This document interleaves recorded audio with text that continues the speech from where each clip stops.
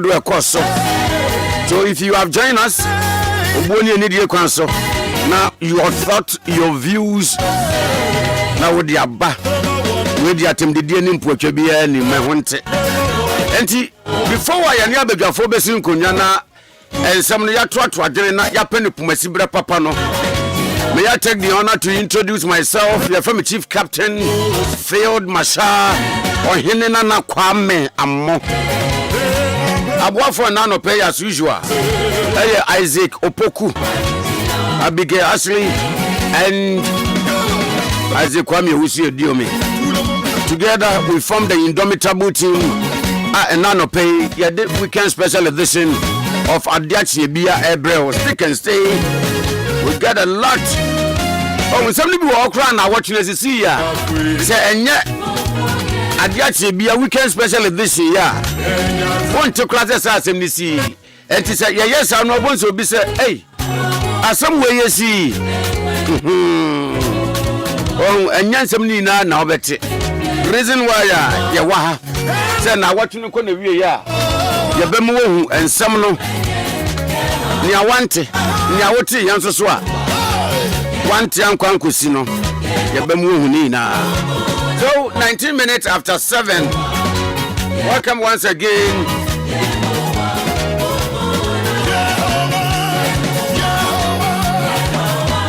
After 7.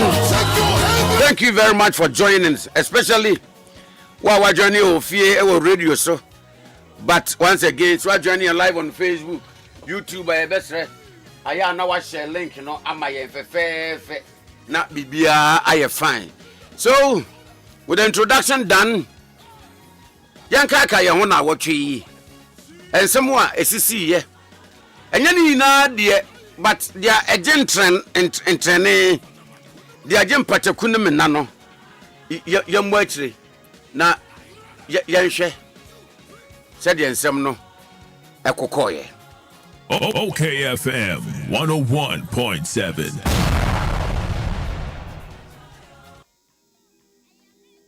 OKFM 101.7.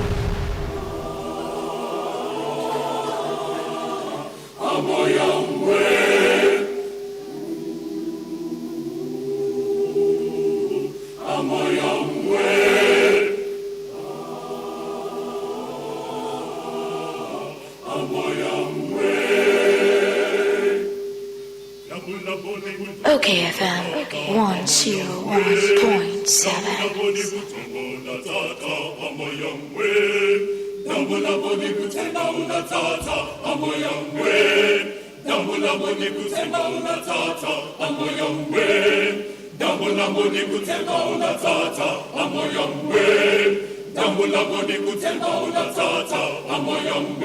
All right, just before I remember now what we and someone SCC aya bo Transana yene abedwafo esi nkonya no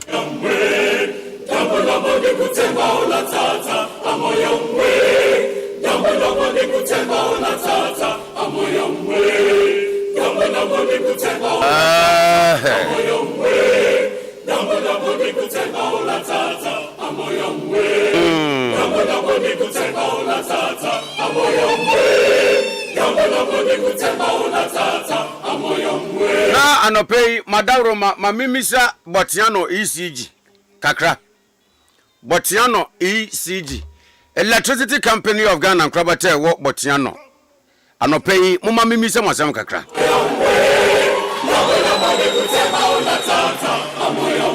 anya bia no se eye namu twom namu hu se anase se motese White Cross any tie top area hono se omuda light mu a aya na ye mohia na bugiswa bagadikuna double chemba onata anase obi our White Cross ho tie top ho aye mupeni ana mumubi bibi a eye mo ya ahye mo pa ne senti eba ne se munum kanea ewo Botiano ho a Botiano area ho no say ECG me ka Botiano area ho a munim baby akofa Ade na tie top any White Cross area or any Bamadunum.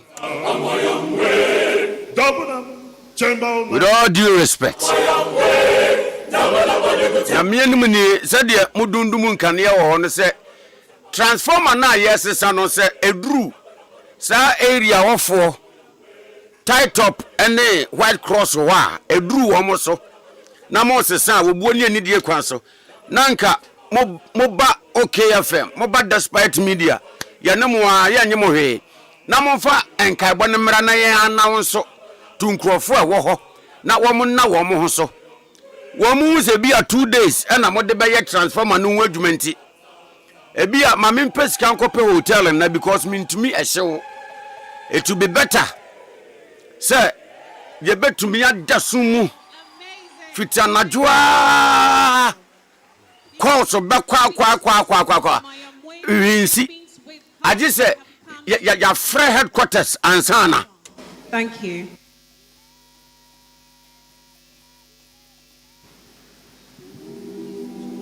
Thank you, dear, thank you.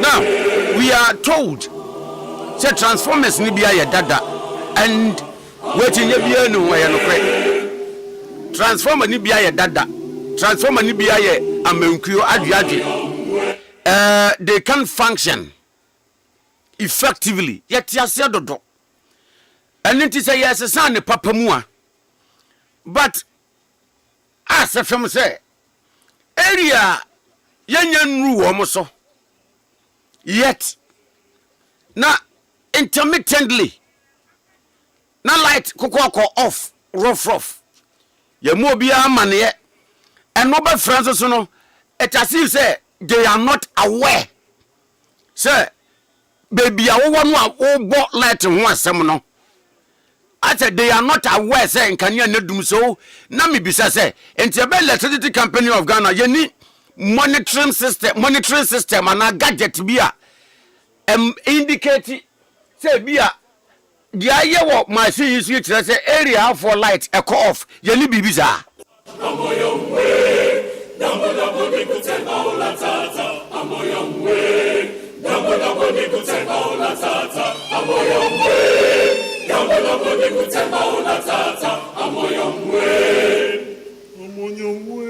what the medibesia but ya no ECG once again tight up any White Cross bibisa bone ban ada ya kase yendum light e Ghana ha wo mu na ye first target ana obi nwe hintira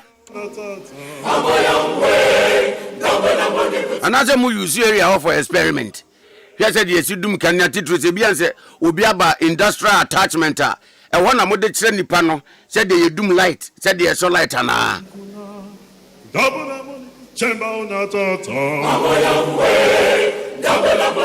na me dear I said it yesterday our midday news from Peace na mesanso akabiem manaje me niewu eye me niwu pa magana especially our politicians ebia our politicians they making enya wo maniwu a say as a nation baby o me yetifie dui ye how ni amane ye say ye lister why must electricity be part of the list baby ye dui have we not gone beyond electricity deficiencies manaze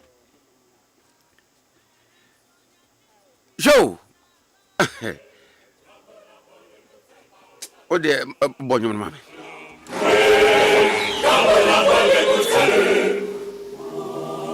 tie ya pass 60 years on ya pass 60 years on na 60 years na ye ka no when yenya independence o 1957 independence asem na ye kan ye calculate ba eni ebusia emna na me bisa se kwan hodo aye faso nya enina mahoodin bia no nyame anya Ghana abro se wo come Middle East say here they rely on one pet because I want you to. Oh, bisa obi a wako Middle East. Nsuo nto. Ye ko Israel and anu aye omo ebo ya mane. The whole year sometimes nsuo betumi atobe ye tupe. The whole year. Ye de bra na be hia ha. Hamatan season kura na nsuo to. O ko Middle East wa ewia. And one electricity no. Solar. Ina mahode ye nya free ewiem. And won come Middle East nkoto se. Ye doom light. Even to kwa ibi baba ye ya bombs ne ade toto ne ade ya ntini baby ya se. Ye doom light wo. Because there was a light to doom a major disaster. A catastrophe. A cataclysm. Oba Ghana ewia tumi gba na mani party pai no ni party ya and say Israel nko can even depend on your friend say solar energy na Ghana anso so ewia bose ya and can't we expand our solar system betumi aboa ma say ewia ba oh come on yes the traffic light the solar na panel but obedru traffic light your man light off if you mu na traffic light and so light go off boys yanko budua afa medina fifi one direct kwan ya accident nko a say your politicians eni wu amede ye meni wu papa say baby agan ye tifie dri still ya da so electricity fa solar no to nchen hydro Yanya free nsuo hydro time and frama. Oh. Ntinya me pa nya Ghana dem biem. Enti ye wo nations be they rely on one solar for the entire nation. Light nko off. Enti ye ntumi nko ankoje se nimdia na ya short a. If we are deficient and I say oh. Ye ntumi nko enkosia Efa meye Israel amoye a little over 10 million. Say ye a little over 30 million. Anamebwa. Enti wudi solar enfa 10 million. Term enfa 10 million. Na hydro enfa 10 million. Enke wo problem. Maybe so how many times na politicians embo ya no ba say na de ben ya de osaje fo batch ba ebe ma ya 1 megawatt of power ama ina ma hode no ye benya ma na busu kra me dibia akwatima wo Burkina Faso any other African nations akwaton wonti bi da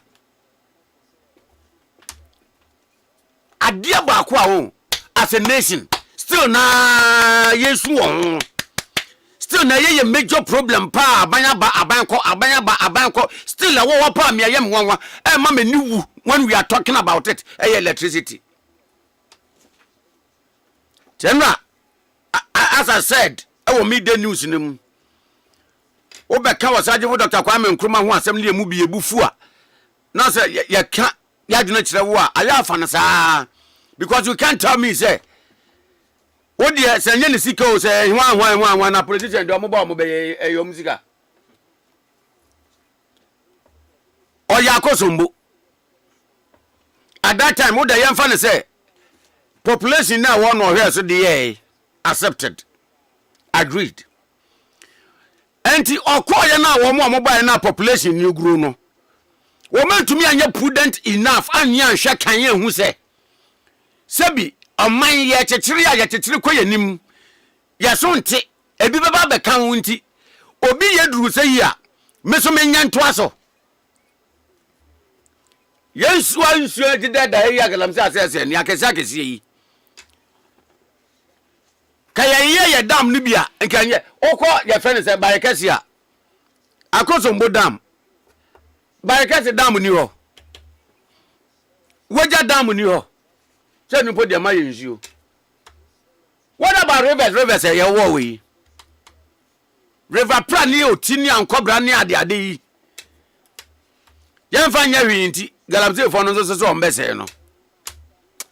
It is sad.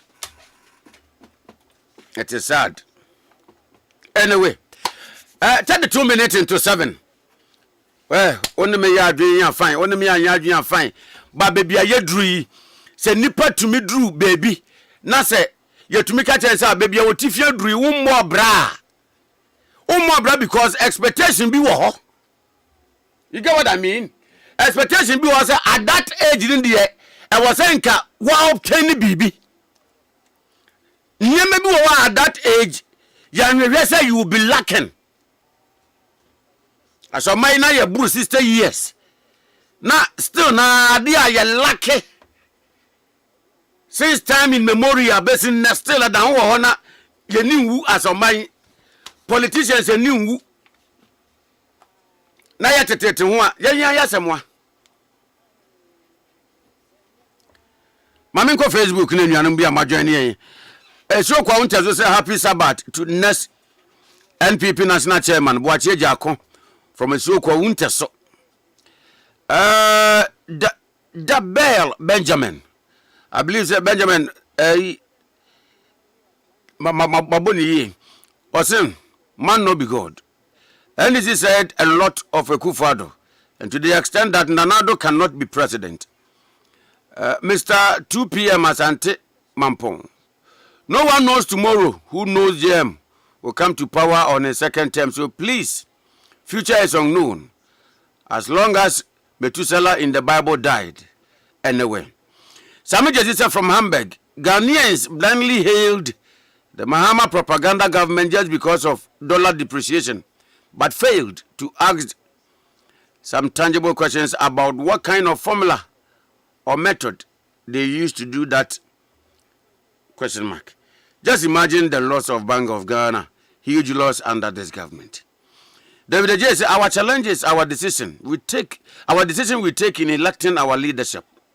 We know the incompetence of our leaders, but yet we bring them back to fool us.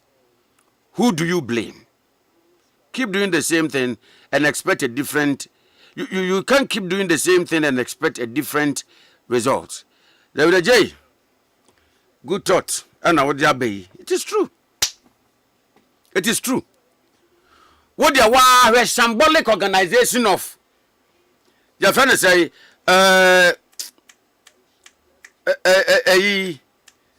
oh,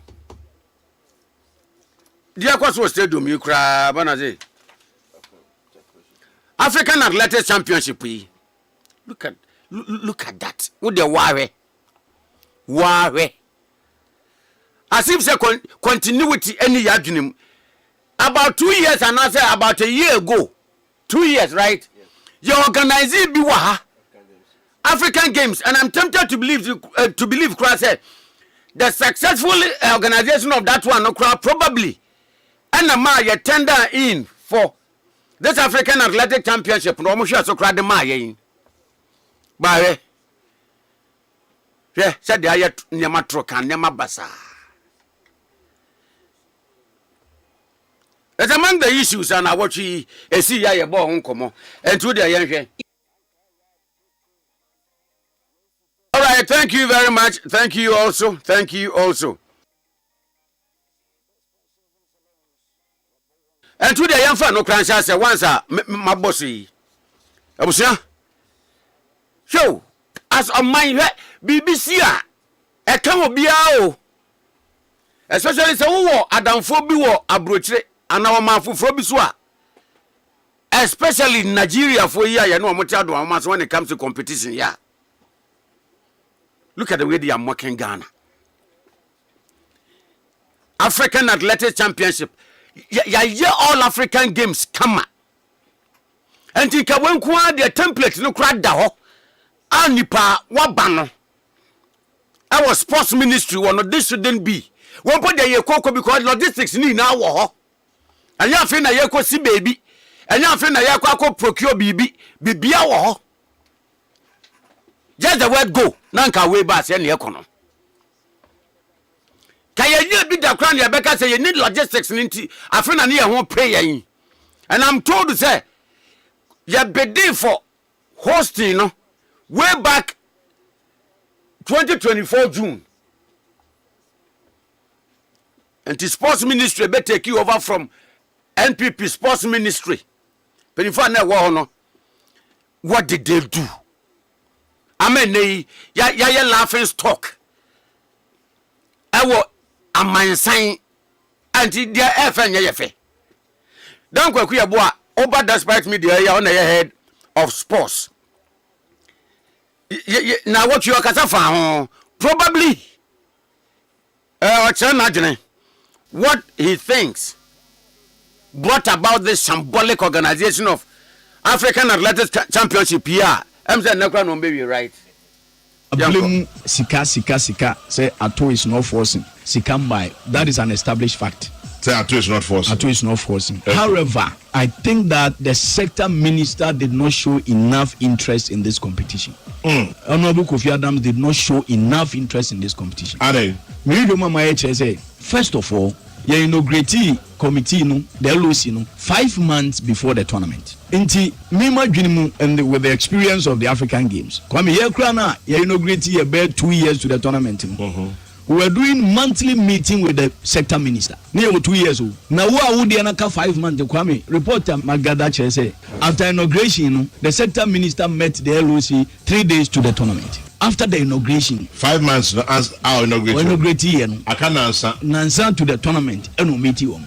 Oh. Into clearly, no, the sector minister also didn't show enough interest in the tournament because Kwame who 5 months at least we bi-weekly meeting now LOC in review say what I say until if say at first in face can buy to some extent uno ama ho kwan because who want show interest who sector minister na de neighbor who want show interest on no finance na education tweno we tweno on na show interest Kwame LOC ni 10 chairman until London from opening ceremony till now oni kroma nso fi say sector minister ni show interest ngon kwale chairman to other say masa you be start tournament one LOC chairman come and monitor wow until London me sure say date na you start ngwa no kai and Kwame, the LOC itself, Kwame, Omashia 2 times. Huh? Yes. In 5 months. In 5 months. Almost first meeting, Nipa 4 and say 5. Second meeting, Nipa 3. 3 out of 10. 3 no na chairman crash or meeting airport 30 minutes no good meeting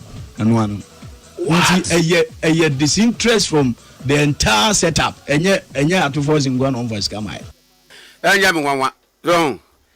I don't know Ghana sports Black Stars. Sports and yet Black Stars in the Quacobo match.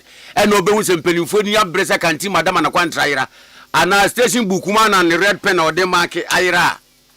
And Niafortune was a avenge Mangati, teacher Getty, and the Red Pen or Demarque class test Ira. Wabro Pentamacofia. Sports ben pana ministry aya no money date e man poko bobo this week I said about meeting about Paralympics ni bi omu bibia sa ma mso mako tournament bi aba me bisa wo no omu tro shirt bi a merehe sana MPP time on so Paralympics yi ko Morocco eko all African tournament ewo Morocco no host ye omu firi Ghana koye ekodi first eko wini cup na bayo abusia omu bampo se ebekwa akohia wo mumpo na eden the dan minister you see bibi ompo de obeka bufu sam kra ma no asada nkofo horo no omu kwa ye ntumi nya wo mo kwan womu agada womu koyi eko wini by Morocco di second no I stand to be corrected but the player being about $10,000 I said BBC in that range omu buy no then you see sports minister use Mustafa right not even a penny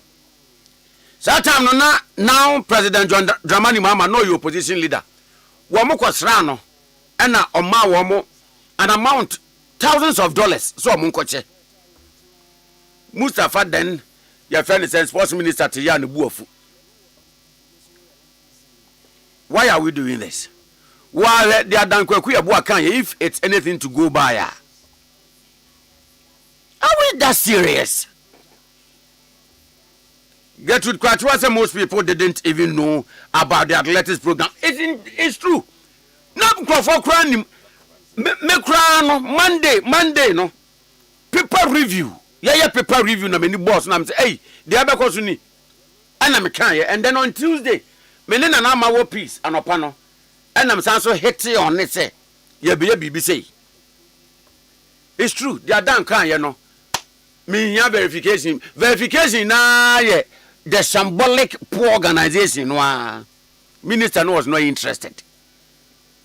Now committee committee 5 months to commencement date. Now no cry no meet you twice. Now the anthropologists and I say your friend say superzo. Now don't cry no here the organization. Here the organization last year here this year right. She said the year your man get your was in Louis. Any amount there competition a creative to work masse. Gertrude Kwatwa said the sports minister needs to be questioned. Indeed. I was all parliament friend na Kofi Idi Adams or Conwo Kwetrim. Na mebi wo wa anyway. Kokan wan kwani ya manyofo no bekaze what take side but we Odoko social media so no kwese do musi edi ahofe wa na obehu the gravity of their yaking. Okay, in this week ya mu aye de ba na wie ye nda yi. Amania bi bai ana emunya de kra especially to constituents omo Asante Achim North in the Asante region.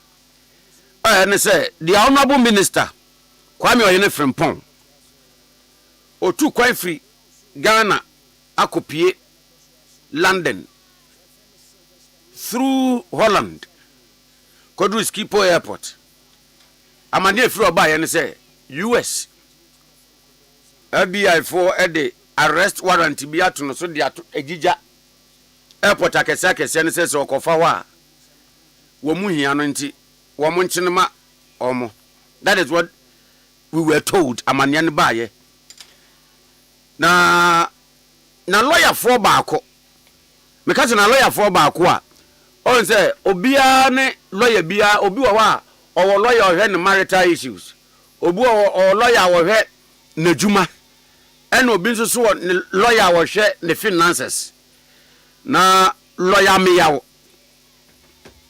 ebon komo ekirem dia SSE edni kan lawyer e ma yehu dia yetete no ne no kra ewom. Ade Akye Abia the good people of Asante Achim North na mechia obia parliament akọ ahomgye mu na parliament akọ ahomgye mu no ne constituency no enyo mu nyina na omo agogo ebi mu so amanone nti obunu ketem se okọ engage the constituency no precisely United Kingdom UK my muhano na ofri Ghana memenda no Saturday no Edinburgh on KLM flight, which means he was transiting through Amsterdam, precisely Schiphol Airport. Now it was expected say Obabe drew on Sunday anopa. Now also no we pay said na NCC no ACT no. We drew Schiphol Airport no. You stop here no. Ntina sana home sem no. Yetie. Now and what say na lawyer tire mu say wonyane na kasa. Now, Obaga na say ya speculations na be brave. Ebi say yes say money laundering.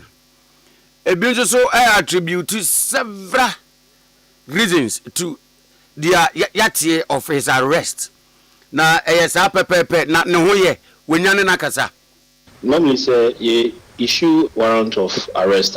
In that warrant no details of do potting pa ye de body pan. Ye me mani hu ye de me hu ba bia say ya kwotro say e bia wakoku nipa na say wa ye BBC. These are free the magistrate court in the state of Illinois.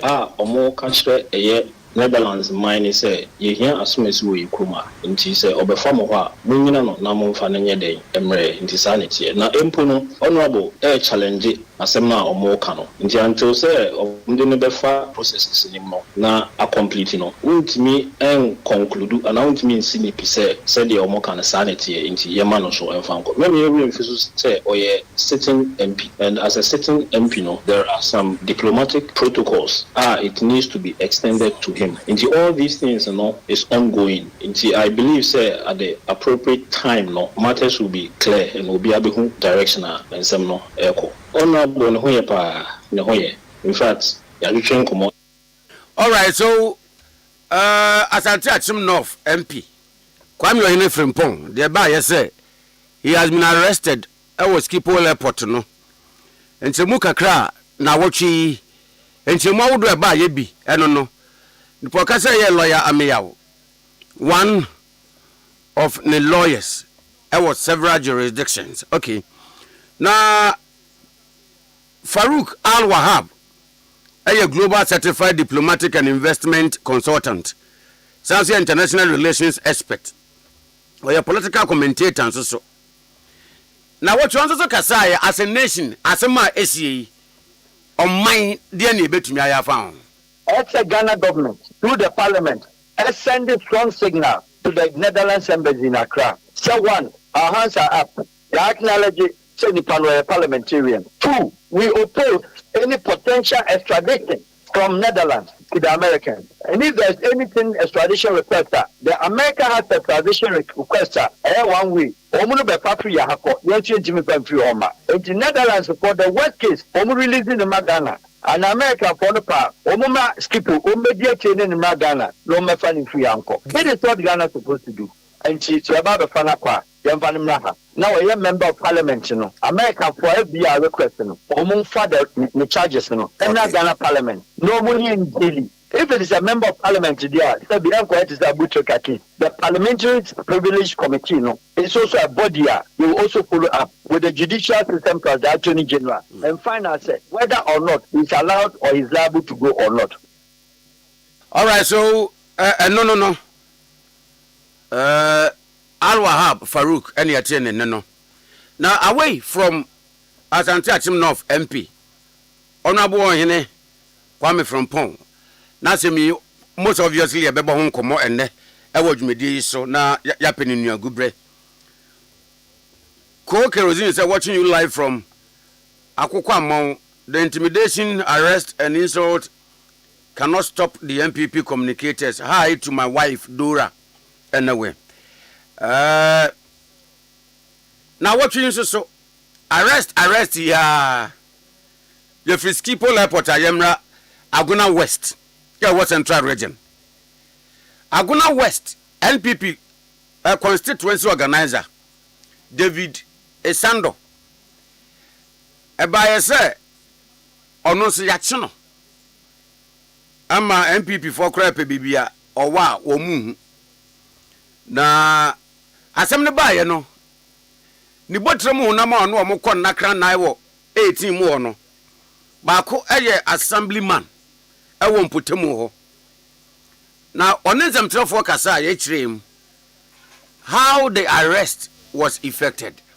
Your friend Honorable Assembly Member one Kumate Forcing, one day swinging Assembly Man. And that in 5:30, now because Ramina sometimes. I want to enjoy the air to foot. See, we talk of poor mini Diana V8 BBC.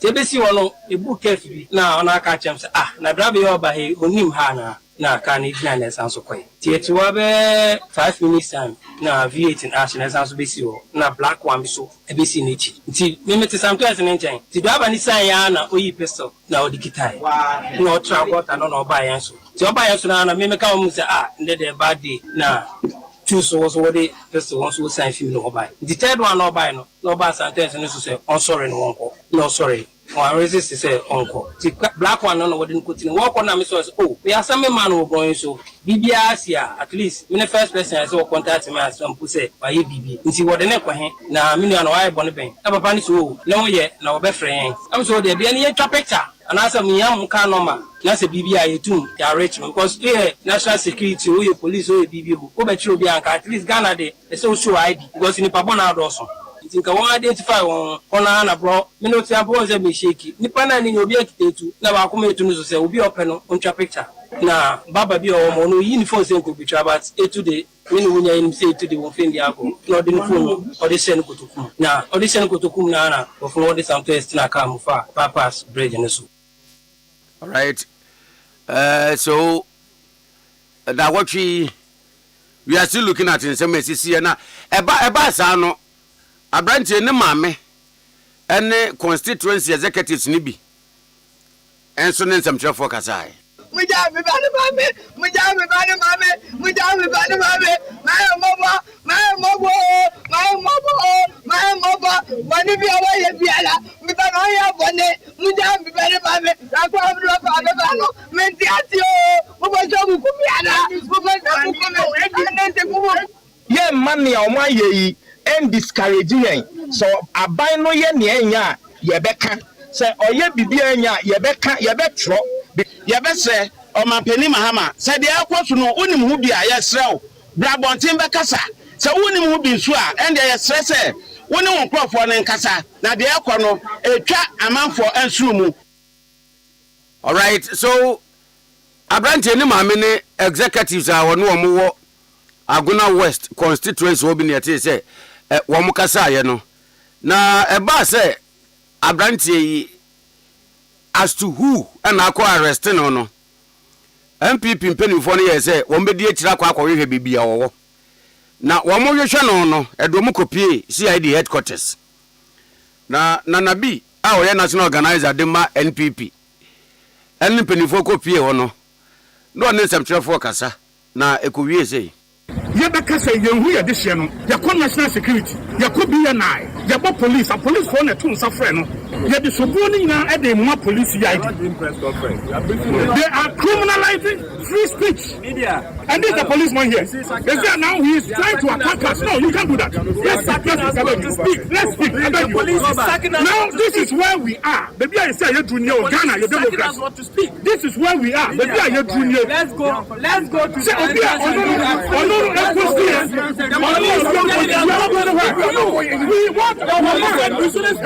we want our person. We will address them. We want our person. The police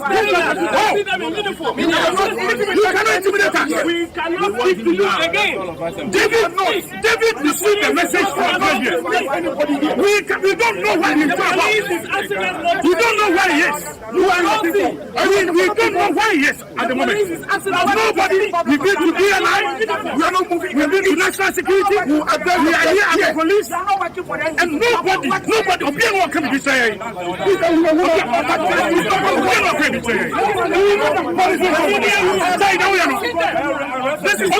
you belong. We cannot see. The family is asking, nobody should be. Up to now, we have to go to the ground. Too long we to the court. He's here. Who are we inviting? I am one.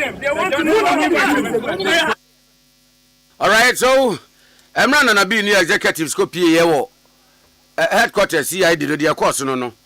And Abbas Nuruddin odi akwotene power NDC amanyoko nim titiri wa Asante Mantemu on na ye NDC communicator ewo Asante region na odna no to asem yi mu e kasa fa ho almost one nipa ba ko akoka se dum so aba ene ache no enya no kre because the MPP for mu jina police headquarters wo nyina no na mo to se dum so abo edi enti na ya nchem na tete mo amasem na mo kan so obi koka se dum so aba ene ache ne dia edi enti na na bi ni Jesin Kodua mo ne Salam Mustafa mu jina police headquarters no mo ka se dum so aba ne anche omo na tete ni enti a ya che David Sando no enye dum so a okoka ho asem ntia na so bi koka dum so ho asem na ya che ne dia ene yan se wo bra fa me nka wose abechewu ka wose abechem nka wose abekos na nsen ya like dundum ye na ye kan ho asem so that cannot be the reason for the arrest now MPP for ade a omo aban mu no omo de eye adwuma no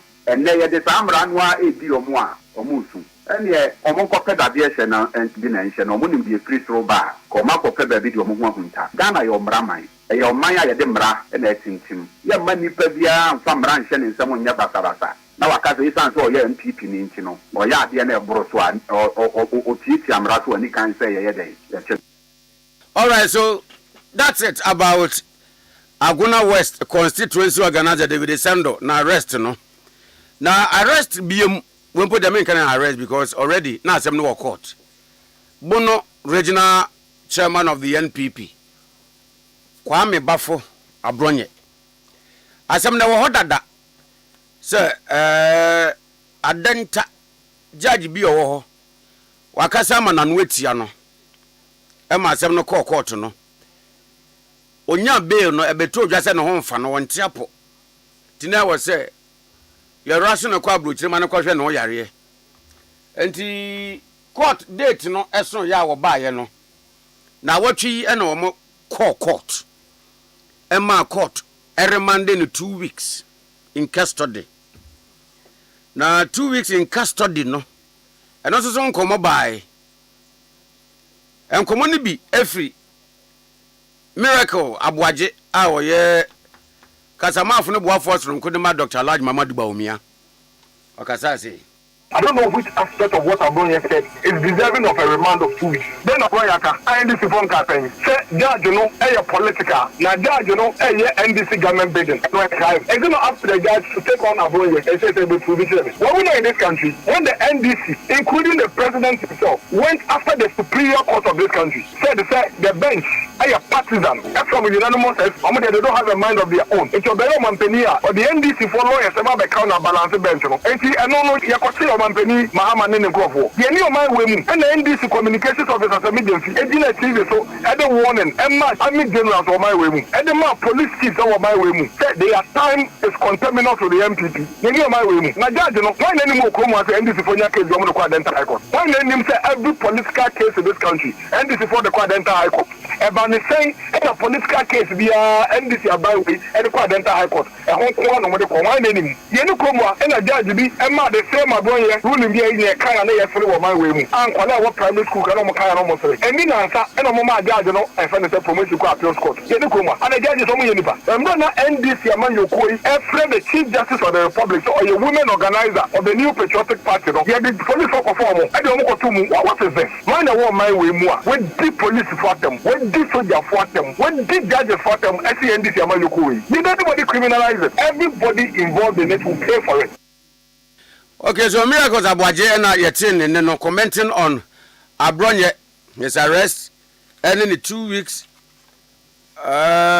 detention court the man no AC this week.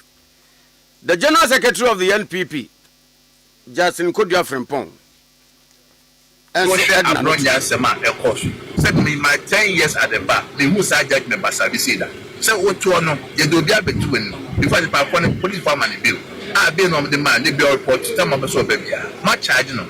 Now, prosecution, I catch yourself. I dare charge the sort of publication of false articles and a breach of public peace. Now, prosecution, I catch yourself. Why you be that? And to say, the Jana with Massa for you. Judge one Busan and say, court bend the boy said, I brought you, why you be that? A allegation, don't the allegation, can say, will be a deponent. I've got court and be anywhere I will not judgment. I wait my say bia if I can court to a judge no and or convict no I deal with and said there with my side but there's no record. All right, so JFK General Secretary of the NPP there no and Abbas Nuruddin and to say on Abronya as a media Obekabi. Yeah, I know you're very grievous. Abronya ko threaten judge a wotie dwom so your political judge. Na judge atare shano kram PP atare no de won twan obey de obehu. Asa threaten police. So mo your political police no mo ntwan obehu. Ye wo kromo ha. Emre bi drew under MPP. Owura bi a ye friend no hene babo ama bene okai. And nanado ne Dr. Baumia we vice president o. Yes say wakofre justices are no mu di 2020 election petition no unanimous FC. Na omoni Akufo-Addo crashia ansa no mo be de be judgment. Yes wakoye ade a scandalize court no. Wakoka asem a bring the administration of justice into disrepute. Ye chain we jeli no 3 weeks. As abra na Dr. Baumia na vice president o. And now be opposition leader. Abronya ko committee a similar offense o ye vice president obi ko ye bia ye jeli no. And Dr. Baumia wo say MPP ni akoye. Am I yenjano because of MPP ni? And no na ma reho no ti dia wo pa kire ne say under wo leadership as president no. So obi ko threaten judge wo be jana manako. That is the implication, right? Obi a wo press obeba be di o man so na ya de esesa wo don ho ko for mu ana. That's why he's getting to. Obi a ko threaten judge and na ya so ni mu. And the wo kire say yenjano na yenjana wo be ma omo de mra ye adwuma no a omo protected the sanctity of the court no. Wo be hold you omo accountable. Na Ghana for mu jejireje. All right, so Abbas Nuruddin, NDC communication officer, Ashanti region yeti ne die no. Nana for Ernest, welcome. Also watching you live from Dubai International City. Sami Jesse, thank you for joining us. From Hamburg, I said the sports ministry purchased the athletic materials from the Chinese mall in Accra. Oh, Jai. I say it is not a disgrace. It is not a disgrace to the nation. Atta Martin, thank you for joining. I say President Mahama is destroying our democracy. He should stop arresting people and fulfill his promise. Okay, so last one on Kwame Bafo Abronye. See ayachi no ne court okoye any remand no. Eye nana ya agyantoa. Owo abankesiem osom ewo abankesiem presidential staffers ne baako. Onso na no tunkomo yimu.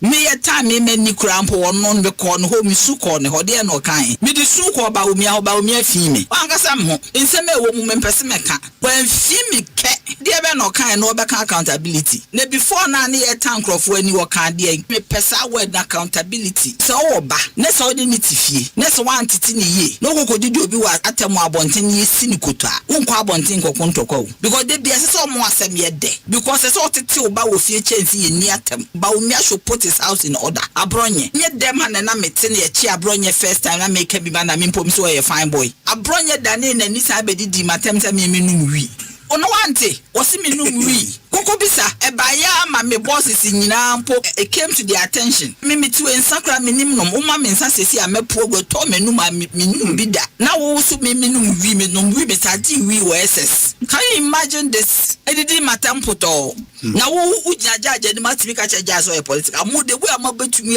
use judges wo kroma yanka ye din ye hwem na wo timi ka cha me ma me panyimu se otimi gyan ka cha me se me num wi we asem wo mia wo pa accountability a won ko ni fie wo first the whole accountability no starting free wo ma me chocho we fan to those days and ye tank of when no wo ka de I don't want try mass accountability what na ma kola na yes I dey we afi na be chocho say accountability what na ma collect bi di mpanyimfo atem na panyim wo te won ti bi frɛ ne nka nkyɛn sɛ o krache politics ne ye na didi atem nka ho na okɔ sa na odidi atem obi a won master me wa be kam ya me nkasa okɔ ka obi a wonya o sa atwotworo we su nimfa so Nana ya agyantoa presidential staffer ena yete wodo so ene kire na adwene wo Kwame Bafo Abronye na rest no dabusia ansa na yebeba studio na yabedi nkomo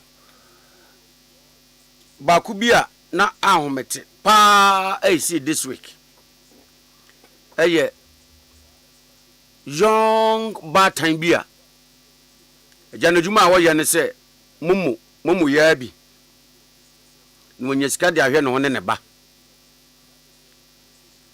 obi kwatwe to si ni so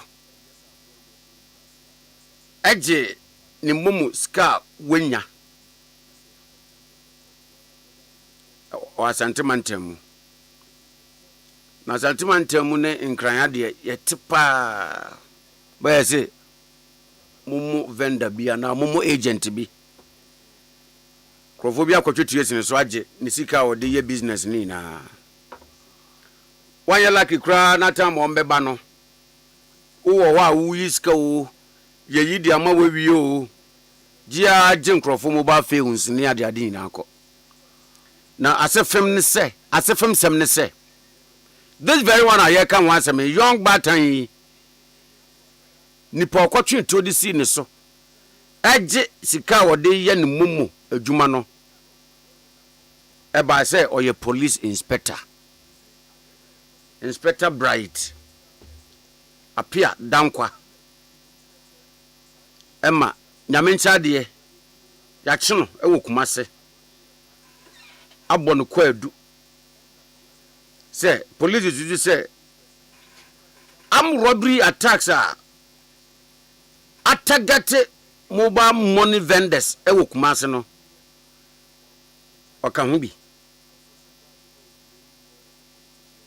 na ewura young bata no a fortunately or unfortunately inspector yi ekwotu to see ne so senka wo gine sika ni na no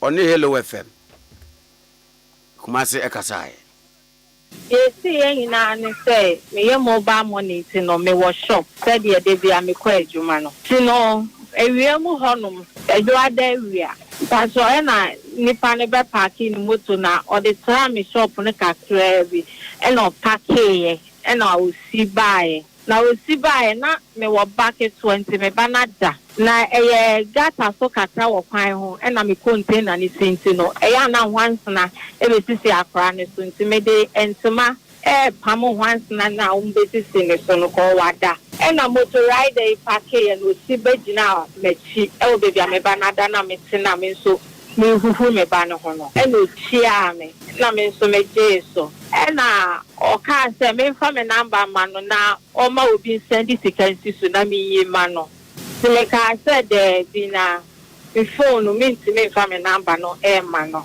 so a friend ipa kro no ka che no na ni pa kro no se sa na o ka enie fa me number no ma no na o onye mobile money no da only the wedding care bisame e ma ta se de bi me fa me number ma no enti se ana ba ne se nipa no momu be bobo ne number ma me na nipa na ye cash out e wo no ne baby a wo bia no na me ma ye cash out no na wa ye approval no baby ono no e wo na me receive me tuni amasa motorada na cash enti eno ni mu no na me try say papa be bobo number no na me so metimi aye cash out na ma no enti me catch on say metimi aye ama no a chi so obegina me counter nanim no see say o mbegina counter nanim say ma me so me relax ya na me ti hono enti o move ya so akwa counter ni nanim no na ma me so me sorry na me rush shop ni inside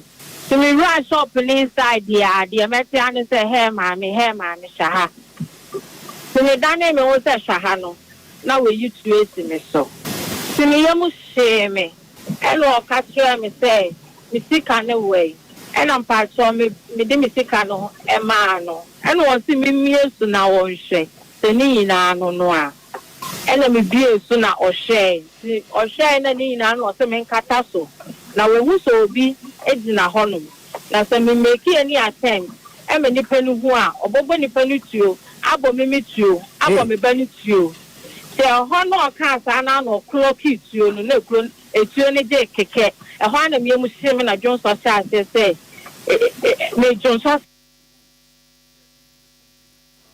abucha asefem asefem na won so anyway 11 after 8 Ade Akye Abia weekend special edition so na owe Erade me das written out all the way from Switzerland live on Facebook say imagine a whole police inspector. Oh, mommy bisabie mo. Tedem pani kan ye no. Awuni ani boja na so dro nyimra na usuru no. Ai.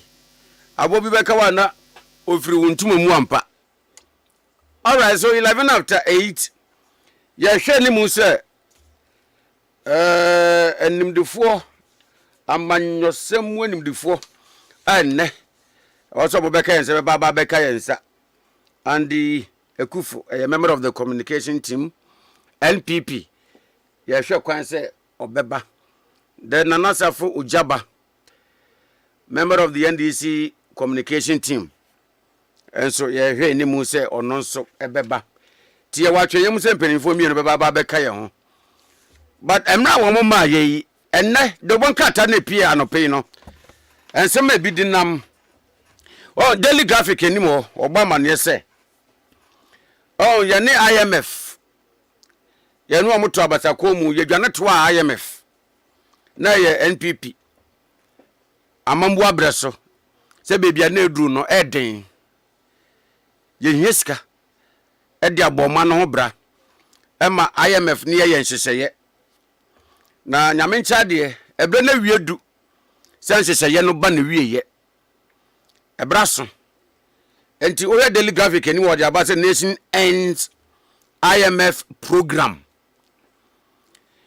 na esi enso obi beka ensi ye ne se aban asre IMF se odo nhese ya ne ye no omowo sikasemu ahomeje sikasemu muwa nhese ya ne ye no omowo a akona wieye no ye technical assistance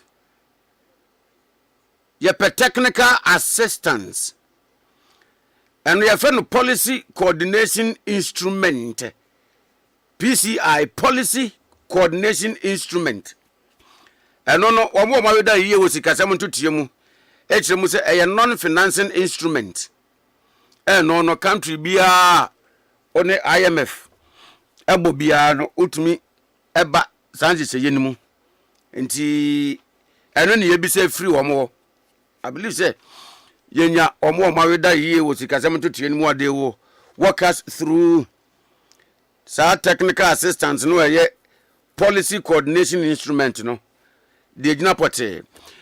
Still on the front page of the Daily Graphic, weekend special, you say, where you come, parents and guardians. Our phone will be bia Uwaba ABC or Trobi. Try or try, you know, a vision, a hope, a expectation, say, or bet waso.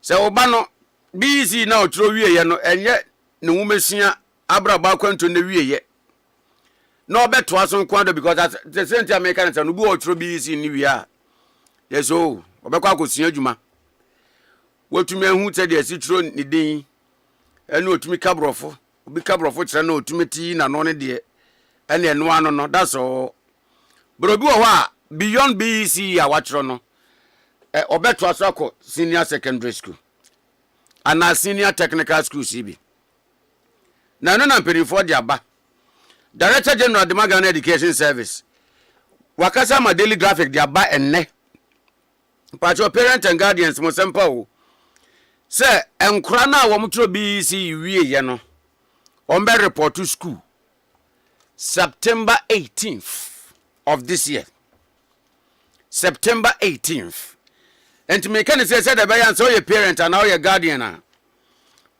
na oba beko secondary school washa ahoboabo na sentem na yese bi ebedru na frɛ na niam ka kira mo woni tuato wonsem na woni afo kire wo ho enti September 18th this year na ebekoso wo mrere se BC student na wo mo ko SS no bia beko school a o choose ya fa no enti wo ye student nso so a Bomoden say eba obe niam antentem and she go slow. Now Mampeni John Dramani Mahama akasa ewon finfin was center spread of the Daily Graphic. And Mampeni ekase na ban was way. Abani nimpefe said you are crudging from ebu. Yes, it they break into two. Sebi satia ba ko ntumi huru ni peni mane nyeye. Dodo musen ba ko entumi mokase mu graw e mane nyeye. Eye dodo yentumi nya mambo no mo abanko aso na oni ni ministers ene na appointees om ye dodo sei wo de yenyi wo dodo ensiwo ne ye hwe omamu ni na omamu no doso chen woni na appointees na abam na enipa bi anakuokuo bi wo omanimu a se de wuntumi nsan kokromoti wo mopo no sa na wuntumi nsan wo mo ho enhye shampuntunwuma enye ema ne nye yeda so say kuekue baako eye nananom ehemfo ene womo a womo watena konwa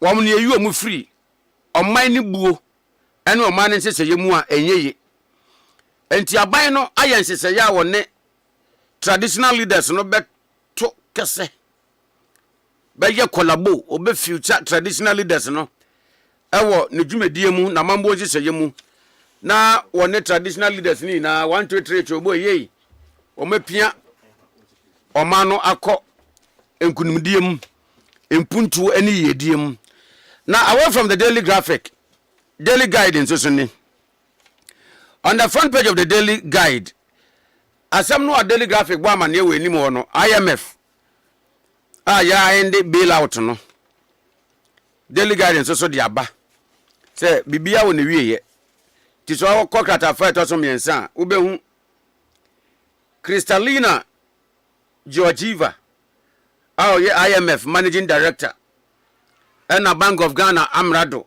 Dr. Johnson Esiama and Dr. Kiesel Atoforsen finance minister ejina nchen na mamen kwokrata fa to so enso page 7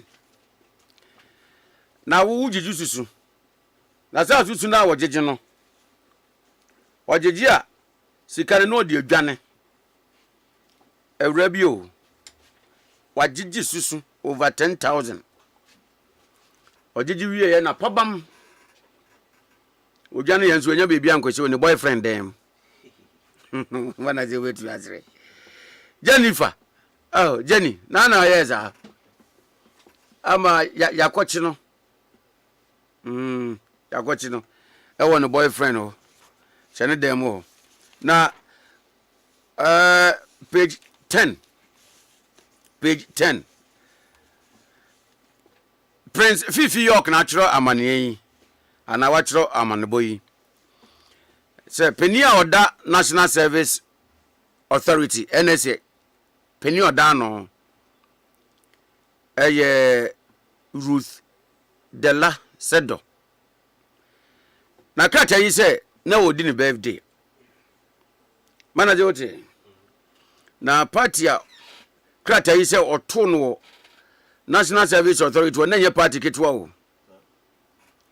na diama na ka obi di ni birthday na so ato party dia se enye asembie no na wa na di ni birthday lasa braya oyemu odi ni birthday say Independence Square no current ya meboa e no se o kama na ye nim kura so betumi di birthday o sa joint okram na ye odi mane ye so obi di ni birthday say was it last week na ya director Dr. Enes Ofurisapon edi ni 60th birthday eni munyamle anamewa entinka ewura Ruth the last sedo entu di ni birthday na se wato party e National Service Authority a krata yi na eka hu se nanka asembie no but yes we invite Stoneboy man be perform Stoneboy you invite the man be perform yede na Nkrofo say na National Service Authority be 100,000 graduate month bi eska was e de ma wo no e delay ma boys and girls no kra dwalai kakra o matoroto na sa na sika wo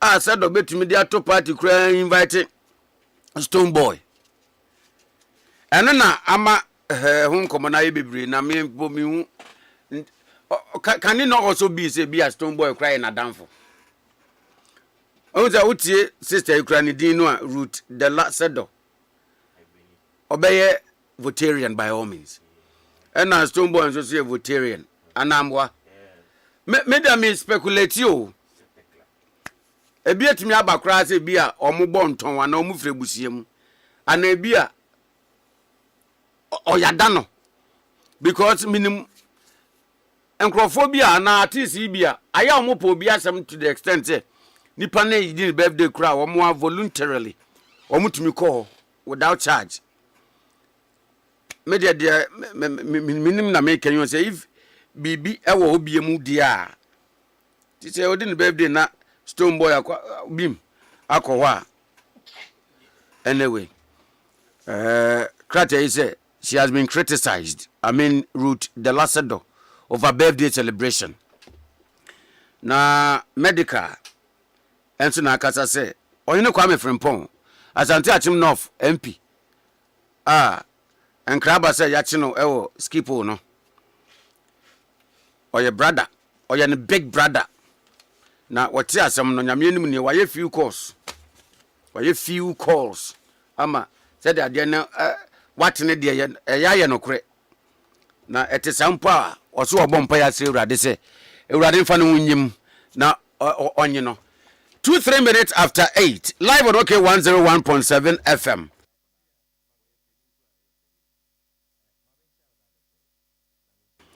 Na said me bomb man ye say ye ni da kwan ye say ye mpanimfo a ye ne wo mo esi nkonwa anope ya dwendwene mada Ghana ho no ameba beka yensa. Fortunately Ade Akye, a member of the NPP communication team, ababa beka yensa enti ye no nensem komobono ase ebrene tia ye pa 23 after 8 Andy Mache onyu na mejo so ama na bako de nya boko sa ya adom ni experience na kura mu na ehwese ne omani mu ayeden na emunye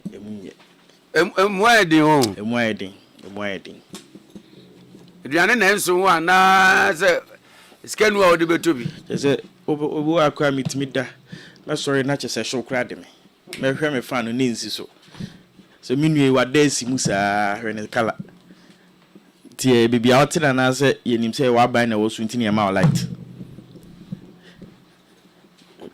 adena wo light na mini light tie se na no na me ka se bi na am se amamfo antia se me ka se fugu Wednesday na omode ba se Wednesday yin fugu no na omo kire bibi na ye hu na omo boy kokose dum so ba but ya adwen ankoso because Wednesday ne de o si Wednesday ye dum lighter no asoro no afafugu no ahye na woko because ye ntu enti no be so obi anya fugu to ho enti so ya no pa na ye dum lighter eno ase wonto o fa hye na we bus wona o siniti enne kwa ka de ka mi hye fugu na mka se me ma na no me ma me to box ayo ma me na ja me de to matadi su na na bidi ankam abi se ya to ne foforo nti no on se ye dikan yi bidi ne ne propro ho na che se ye tu ne to nti wo class antu yi when this learning nti wo the start go to dia wuhia heat pa anya izo ra ma bre no tina me check akra no atade to na o but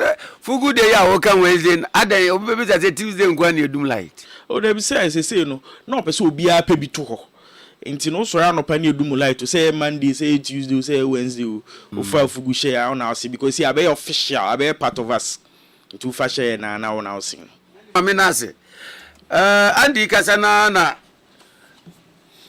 ojaba nso so ebeka yensa na nasafo ojaba oja maje mejozo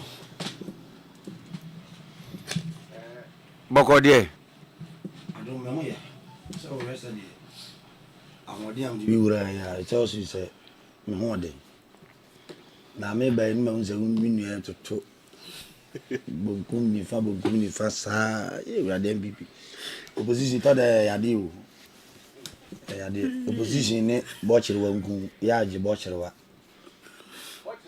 ayo boso aduabo abotire wa aduabo so obi bo chire wa bo odua eni so obeko opposition nka duabo ne ye ena eja mi aka kasa watade a osi a wato align na da wonsa wato atade ma line na da wonsa ha o so box ayo na da ya echefu ehwe yi nyina ne omo hwe life nyina hu se wato atade in fact nana o hwe matade ye hye ya you can tell say atade kura no ma anye dey enya atade amase da ato fufu atade amato sen ho.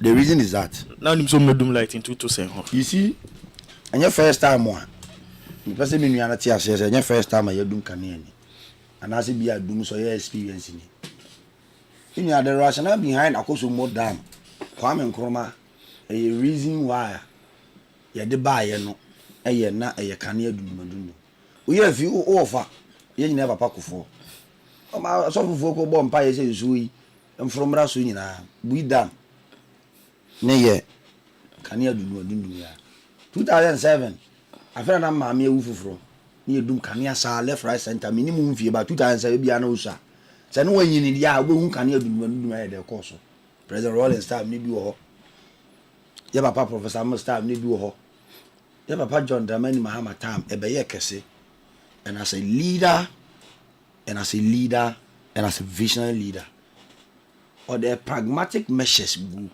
making sure say you mitigate the challenge. In fact, could you upon Kuroma Dr. Baumia President Kufuor as we na yenya excess of capacity nye bi kwa bonten kokko di wo nyina akwa koton ye ni hye gu akwan mu ye firi aban mu amo ba no na yenum kane wo ye the IPP buy ye the Chuabo buy ye the Pony buy. In fact, if I want to go back to the records under energy sector there, then I think you divert from the main topic. But Ojabe Pamisha say no me bisa asem bi we dey me pick him thought ewo this very issue ehia me pa me dey I said it this morning even enra midday news kura na me say ase kan say me ye meniwu as a Ghanaian say baby ayetifie duru pa say nipa tumi nyini duru baby na we have an expectation bi say by that age no I was say nipa na tumi acquire and I say wa obtain bibi wa achieve a certain wa achieve bibi nti onu ya na odu na se onya yetumi ka say baby otifie dru baby aga na etifie dru na still no electricity the most pertinent issue I say you twa wo ko basa whereas 3 major sources of electricity generating electricity na nyame anya ya bro as against Middle East awokwa omudi solar ewia no ana omu use ye wo solar hydro thermal bibia. So still why must electricity be a problem for Ghana? Now you see, I want to be frank on this issue. But the entire topics, just a curtain raiser. But you and I can attest to the fact that sometimes it's about leadership. You're penning for a young omo twemuko, omo ho, omo beba. Adwene ye de body be bu o man. Some of them they don't have the country at heart. Nana, it was 69 years. 69 years of Ghana, ye independent, ye see your farm. In fact, from 1960, 1st July 1960, Kwame Nkrumah, First Republic, Ababedu, under this current Fourth Republic, ye gusua experience this intermittent brofo what fluctuation ebisi dum sie ebisi o dum kura ebisi dum so. And the reason is that ubenya Ghana for I be omo opposition yene e power we will politicize it. Nana me ade ba kwa ya me pese me ye ho amanyosem unless the opposition wants to go there and paint the government black, telling the good people of Ghana say, oh, nipa we na here as a result of dumso aye nya de. We have to depoliticize it. One, ya pomudene. Ya de enima MPP ni, onima NDC ni. That's right. Two, ye dum kanea no enima MPP ni, enima NDC ni. Three, o kwan ye na okofa kwan so na de ka ko wura amnam ko bopo tu ma ko wu a kwan no onima NDC ni, onima MPP ni. 4, yensu a yenom ensuo ni seya ensuo no onim se me kwa MPP ni yam ana me NDC ni yam sa niema wei e ya ade a me pese ye depoliticize no. But come to think of it, MPP ba woye NDC ba woye minu ate wei e ka onu kwa nke janto Ghana ne ka so president mama e ba ye niema asa iji Dr. Baumia mra opposition ni oda ne mpa na adwene because oti onye si wo obedi oti onye director general obedi waso na papa wa biare nsu a obetena yi unya si wa ubedi It's all toy or calculations that Dr. Baumia ba ABC up to Z now ba ubenya obeye. And you see, obi all the navin and at the end of the day, more mind we say in Chicheriano. You're quite a nimia by a cheat. You're quite a nimia by a cheat. I buy we beba obey near ma. Ogusu awoye na no free mu no bia ba no began ho. Where existing and legacy project e wo no mo a. Previous aban ye aban bi ba no began ho ko. Aban we beba obey project we ba no began ho ko. Enti se si ha me no ka say the problem aye wom as on my Ghana no. One, leadership. Two, temamufuo no adwene hwe. Ye chinkofo bu Ashanti region. Legal connection. Any other places ya.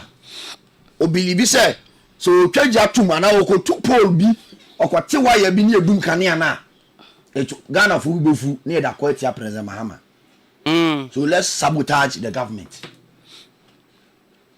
NDC baba mu ya chinkofo bi o maye yesa ne man bebrebe. Because as I say Doomso is one of the challenges that Ghana for ya omotia no modwa. Because o don kwa she fridge mu e bia o de kan ya o de yetre bia o de pama de and you see light here one of the key enema you can't take it away from life. Uni kan ya o say obi bia wo ye bia stop it. Yet ya no ma ye ka say kan ya na ye didi nkomo. Se kan ya no kwa form a what can we do? Enti Ghana ni bia opese o man Ghana ko ni mu no. One esese yesesa yesaki ya adwene se aban no eyeyi ma ye nyina. Se MPP for nama omo ye omo campaign nyina. Asa omo ka che Ghana for ene omo a omo ni party whoever omo share omo bia no. They are painting the government black to them. Bank of Ghana is 15 million kodo upon cross 34. It's because you saw person ba mu. Koko akuafo sika comparatively ye ne ye say adwama so de na munya de na mo de mo quite different from the yenye na adwama so ne de mo mo. Enya mo de bass na nam koko ase o mo ka kire nkrofo say ye bo Ghana for kro no. But another mpre e ba abontena okofi a onim say ade na wo ye no. Propaganda no wo ye. Enti ya manyo se mu no. No kura kanim because when you say ordinary Ghanaian no a form one na oton yama wodwom ana oton koko kwa oso ana pa ope kane ayam na de ope kane ade ato na tade ara oye bibia pia kwa abontena kwa adwuma o ka kire Ghana for say President Mahama side dum so aba e beto ni tirim which you and I know say a person you fix a problem wo area hanom a just be a transformer wa ha na edum no be for some hours then we fix the problem. Ojaba, is it always the case? Because maybe I mean what you say na kura na meka me sure say a transformer yes is saying a drew your but intermittent power outages no too much, very much. But the contention here is that as I said yes I can adwene but leadership are okay kwambe so na leadership problem ne betumi asolve ade ba ku bi a kwabna don ko ye ya manage ho pa ka o ka say the power sector ne chere nsa na atam ne no friend power minister yeah ne wa energy ministry ne o power no say the human chere nsa no want manya o be resign ya de chere nsa want manya no ampa ofri ho because say challenge na ho no is beyond his control. The kind of leadership you walk or my Ghana mu ha obi aba wa ko school onim ho de obetima ka ho asem ba de adwuma na che ne nsa okodu office ho no mu a a different ball different game abro ne be yana oja woke ni pani nim de wako hu school entinka de mbiem. Now you see, also President Kufuor and MPP for legacy debt and the energy sector. I'm not going to say President Mama NDC for not yet Yakabia and energy sector. But President Kufuor buy a cow so I be jack to one the energy sector. You know, as you say, can you bit imagine as well? Is cat. Oh my God, no. your gold, your bauxite, your manganese, you will be all the natural resources, no, you will be. But aban we be call aban for beba. Still, can you because we do? Now I abro ni be yaman yonsem. Ti MP before and now mu twitwa cable so mu say transformers ne niam yi. On be call. On be ba ban mu bi adache. And this be position was oh any wa ba me so me be bo abro ni bi. Because ye ja papa yi wo ho or ye adwuma. The party about power or protecting, making sure say the party ni bit ma sustain me. But whoever or no ma opposition is so person sabotage aban no. Sa adwene no nana e ma ye nko ye nim. Eno nyina aka won e ma leadership ebre no. Etire ni betima ye but omo form na say omo boa ma leadership na adwuma no etimi gina no. Sa nkofo they are not ready to help the person. Where owura ya na minister cast one nchen. Say nyem so ye MPP ni. Oya PMP ni but oya MPP ni no just on timi nya adwuma. And as I don't just say deserve say more appointment. But come to think of it, I don't want to believe. But say ko ba say e wono and nam no so ma sa challenge no any problem ni nyina ba ma akoso mo problem na ba ho ne ba ya. The rationale behind is that ONBP ni Professor Dr. Baumi Amra ba mu. Banana say ni pa ko na yi fi say onu do obedi ni wodwe ne ho. Ni yi fi say na anu ya Dr. Baumi amu fi aba mu 15 months ago ya no mu fi aba wa. Ni odum kan e busa na po o se mo amanya mo time table e. Na anu ya o. Ama ye papa na na me che o. Na na 2472. O se ne nkwan kro he fridge m kro asai. Enti leadership no or ye na dwuma but nkofo e kan ho no. Obi a with different minds altogether. Enti o man na de na kan ne ahon sem. Ya be ko so a face challenge no until say ya be sesan ya adwene.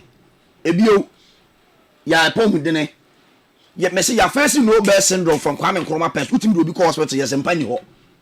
Utim do obi ko no bear syndrome no ya na nkofo dwen say empa nko a. Eto da hospital facility no any enipa na obehwe doctor na say the area of specialization nipa ko na obetimi attend to that issue ni ho. Yeah, that's so problem by your doctor for you, my school, my fee. From Aban be pension, you post you or that's so hot. Aban we about him for so many nights ago. Messi will call you GMC. Some man for before Rema. Yapon lectures, Nipan the car go around minimum, we part you. And I will be done for boy, and ye di moto, and ye do mokoye. You do, I must say, no bear syndrome, then I'm some massa. Nam je bufuo grem ya pa mama ya kan mama empa ni bi empa o omo be na no be 3-4 hours omo si ya wie mu mu fa ne nko na this you see you spend this sika on different things but you be call hospital akese mu yes challenge we wa hanti ade we ya enyi tinana e ya adwene na ye di bu man no ene omo support ama aban no etima dai akona nim nti me ka tell before no so omo de dum so be ye politics ya minu ya be ka mu IPP sika mu jato omo ntua president mama aban Dr. Atuforsen omo mutimi turning the economy no omo na aba no mutua ma minti andi so on this very one. Okay. Na nasa fu ojaba ni atene kan member of the NDC communication team.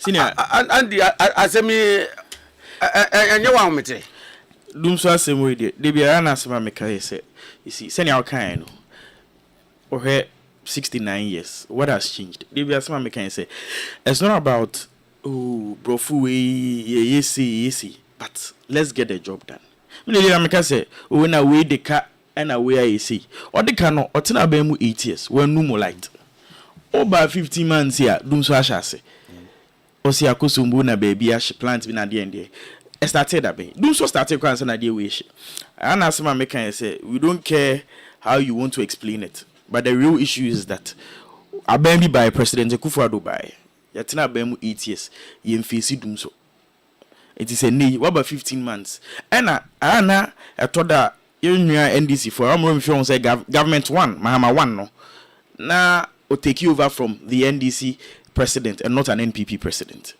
But Tibia no more reference na Mahama ban back no will take you over no NRC. But from 2012 to 2016, yet that doom some 4 good years. Dear Nkwani intimians of in that 4 years. Dear Nkwan, then 4 good years. A man for kem now be ka and a majuma say local market, school store near dear na man for crentimin tone and beam. Is you could just crown yan am no what on wababin wedi. And send be a man for complaining, oh, na grand funu na say na a dead good and whatever. Government too. Mahama 2 year, a kufadu ba 8 good years, ye face dum so. And nay second batch, round 2, and they dum so aba. Ye ko kan say na aban bia ba office dum so. Senior, oh here issues of dum so na. Ana me pese mom ti ase say, you see, expect in that field to fix some of these problems. And then it's far beyond how you want to see it. Say, Mimiti, I don't think it will be very necessary and a prudent President Ebe Filians and MPP Ababem, because you see government is a continuous process. Intimi he say yewe kufuadu ana Mahama wotia bemwi obefeli ana ejabeto Ghana mu ansa na ba omi di president, because mini oti he nyame adoma 2029 January ebeso Dr. Alhaji Mahmoud ba omi president e okruma.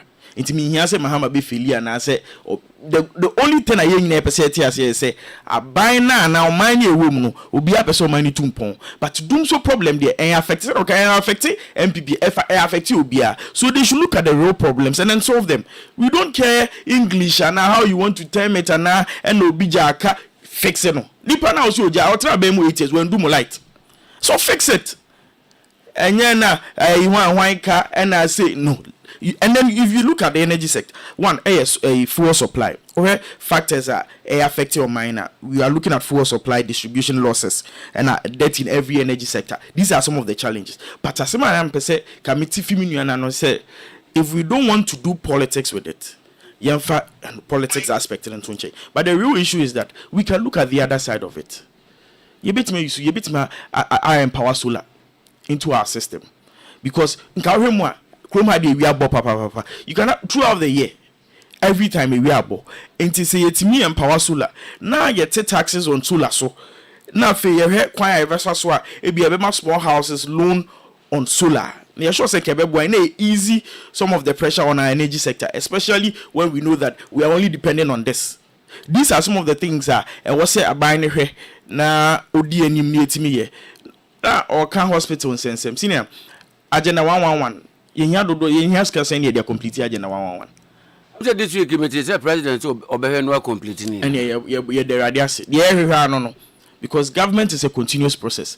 So we pay scale complete am any budget, because me and me fiko for the new job in south.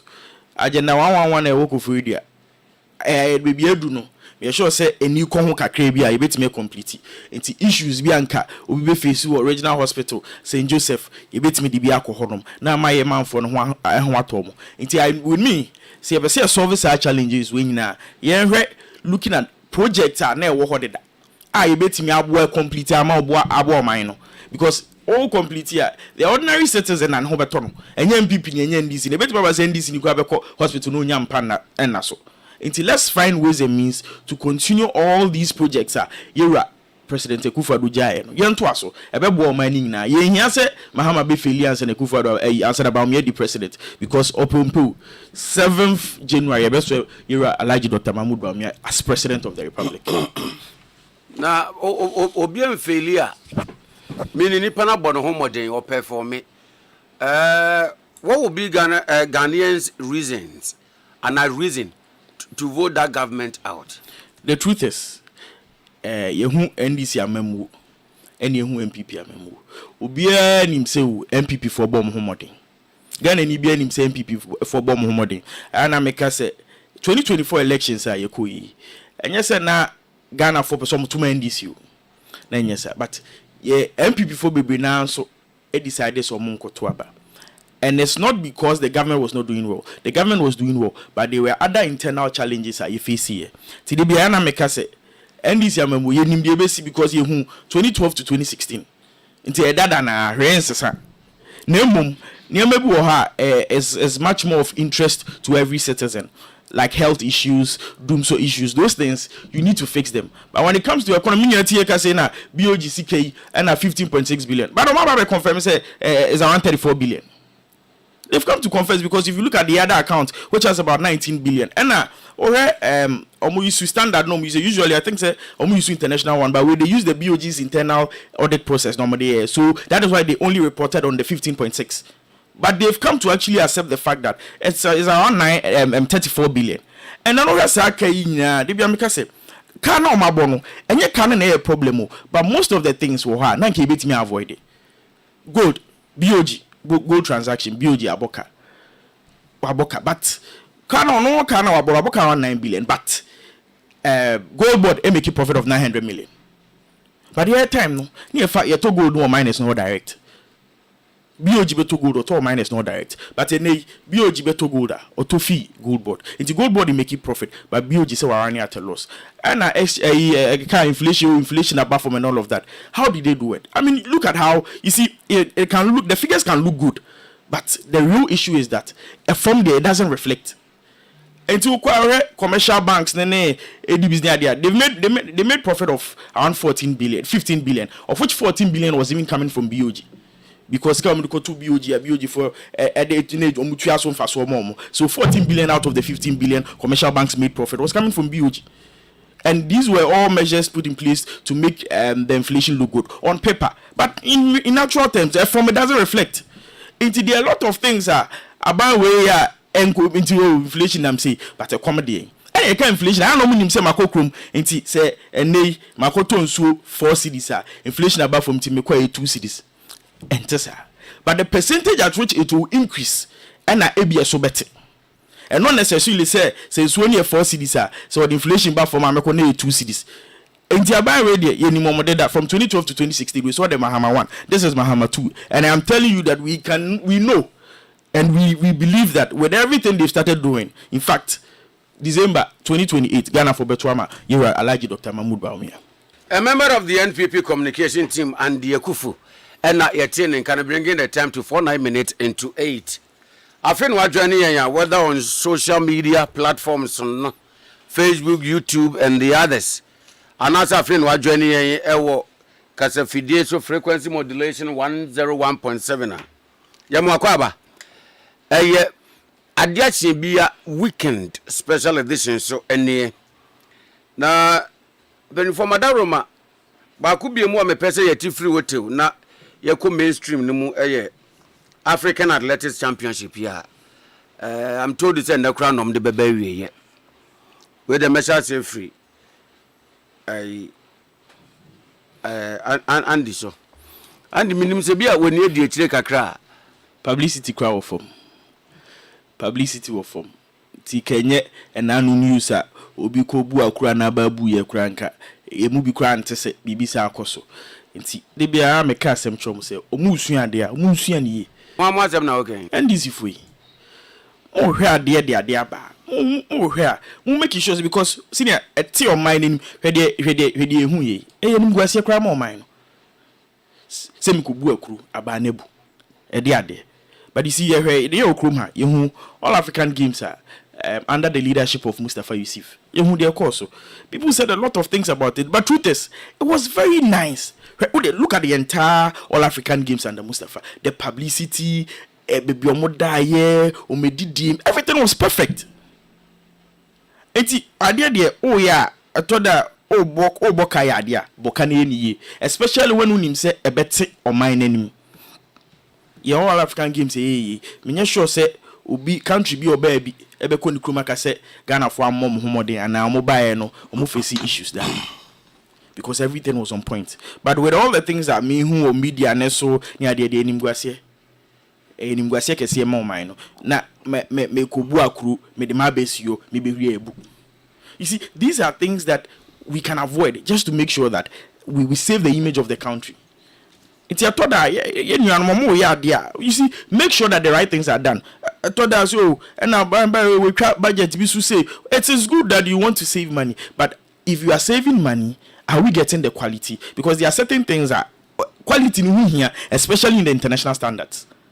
And that is what sometimes they don't see, and I don't think that they focus much on that. But no clear say omu sua dia omu hwenu mu sua ni omu person omu betimi akobisa Mustafa Yusuf kwan of aso a oye All African Games a yefe ema obi aka ho asem. The only challenge, I mean, you would have little challenges, but the most important thing is that you achieve your aim, and then the quality of the work you do.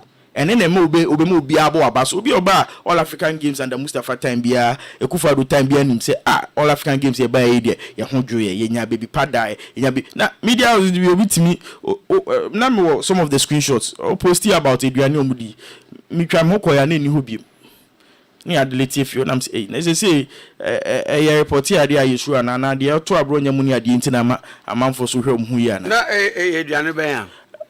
Now I think Nipa said Aduane almost survey or it wasn't up to standard. It's me capture our media house in the platform. Until later now me say me kwako kind full story no me koye no na eni hobim. Na am say Abia na freedom of speech ni dey see o kasa no anka say ye metie kwa me kasa no man kasa ye bia na we ya na chese. Aye na no de ni bi nti. We are also told to say Ghana bede for African Athletics Championship way back June 2024. And mo koye no ana mu koi na NDC be obibeka say na mo so man work o mu through be da makọ be die nya na mancho mu rudiment wom to have a successful organization. Senior say na make say nka ne papa mu a o ba be mu a sector na baby e de wato no hwe se obehu predecessor na matimi atena se edi nkomo na beti ameka se bi enye bibia na etoda ye ya amanyosem because the international standard of whatever we did, you are supposed to consider the image of the country. Enye bibia na edi amanyosem ti o ba yi watch former minister na de obedi na de watch na atena se o bra dia ne wo ho no ade we ye ne sen o we wo ho ke ye ni sei mo ma beboa o ya ebia metimi e de obi a oboa me ma ye bi atoso na ono so etimi assist so that we can save the image of the country. Inti atoda men so me pese me ye me de no emwa, let's try and then come together, especially when we have to save the image of the country. Ni enke kaniama mwani na oman no so ntin yen fa ntoma pamfra yen fa eduma asimfra.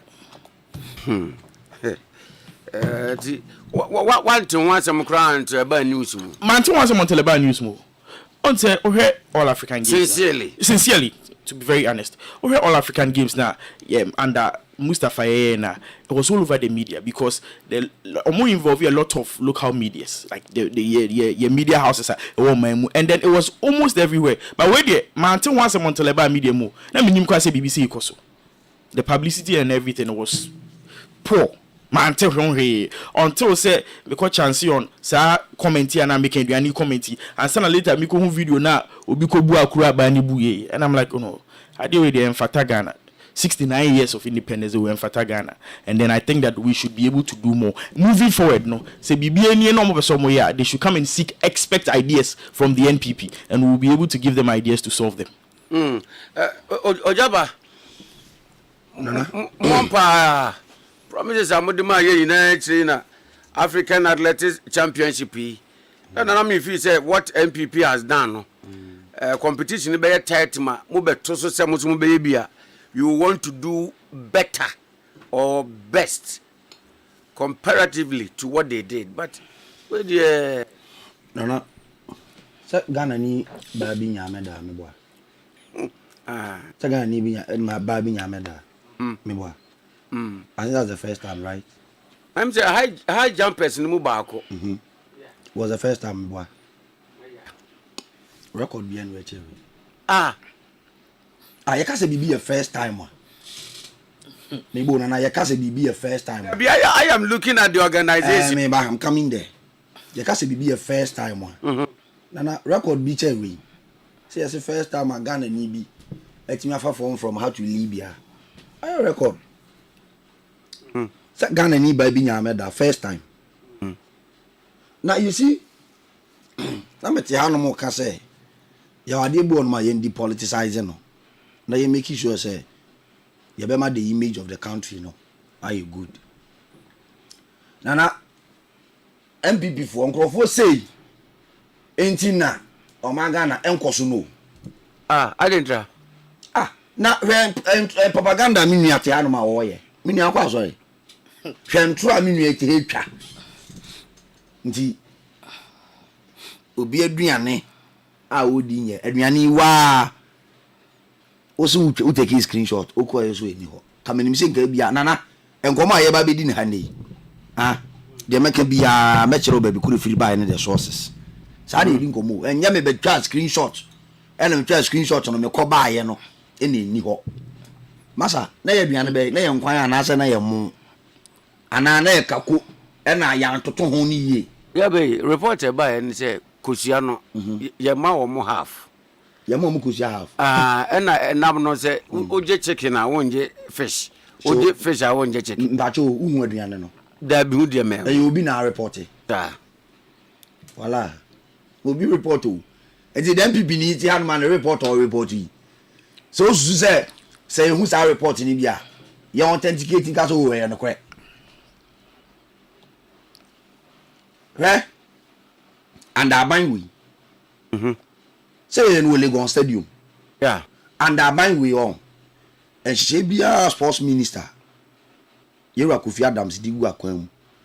Ye make sure say, oh my God, I be fan into my pay friend. Yeah. And I see, under President Mama, you spend this car, we spend the money prudently. I'm not saying, say, you spend it prudently into. Ye mom kusia half ana woje check na wonye we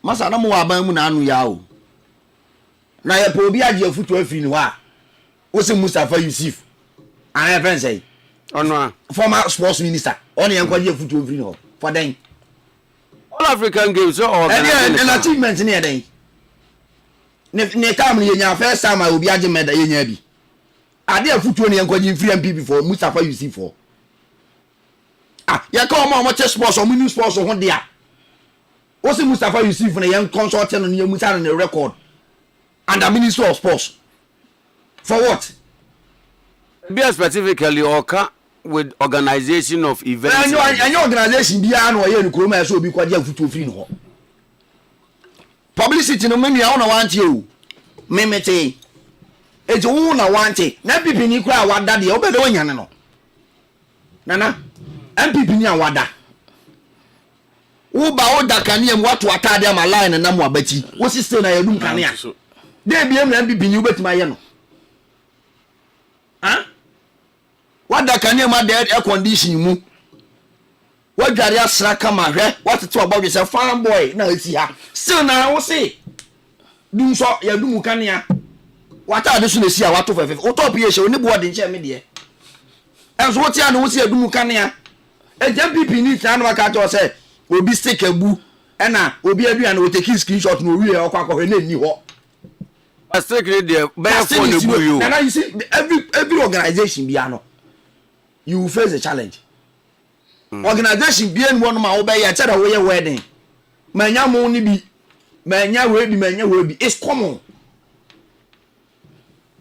Is there any organization ya ye e wo krom ha and now my man my baby out of the organization problem be so we new so you are trying to tell me say more time no now my organization any the event and everything was 100%. Nana I'm coming na 100%.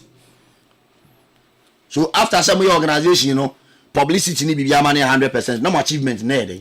Onte the 80 meba ye ni MPP for ni nkomodie bia se ko from former your sports former minister ni abebuta and say na your organization say na mo organization kama anka Ghana for to abeti amo organization papa mo ye e na Ghana for to abeti amo krum ha under sports ministry you putting into general perspective ever blasters ever ni kokoko akodu ye under Yusuf anya mo na go for to ado bai ana mo ana nye mo ana go for ado bai enti minister no there you see me mpesa wo de ye be back say ye bai en kese ye consulting ye busa ndo ye and at the time kind of my hu ni record so ye no and athletics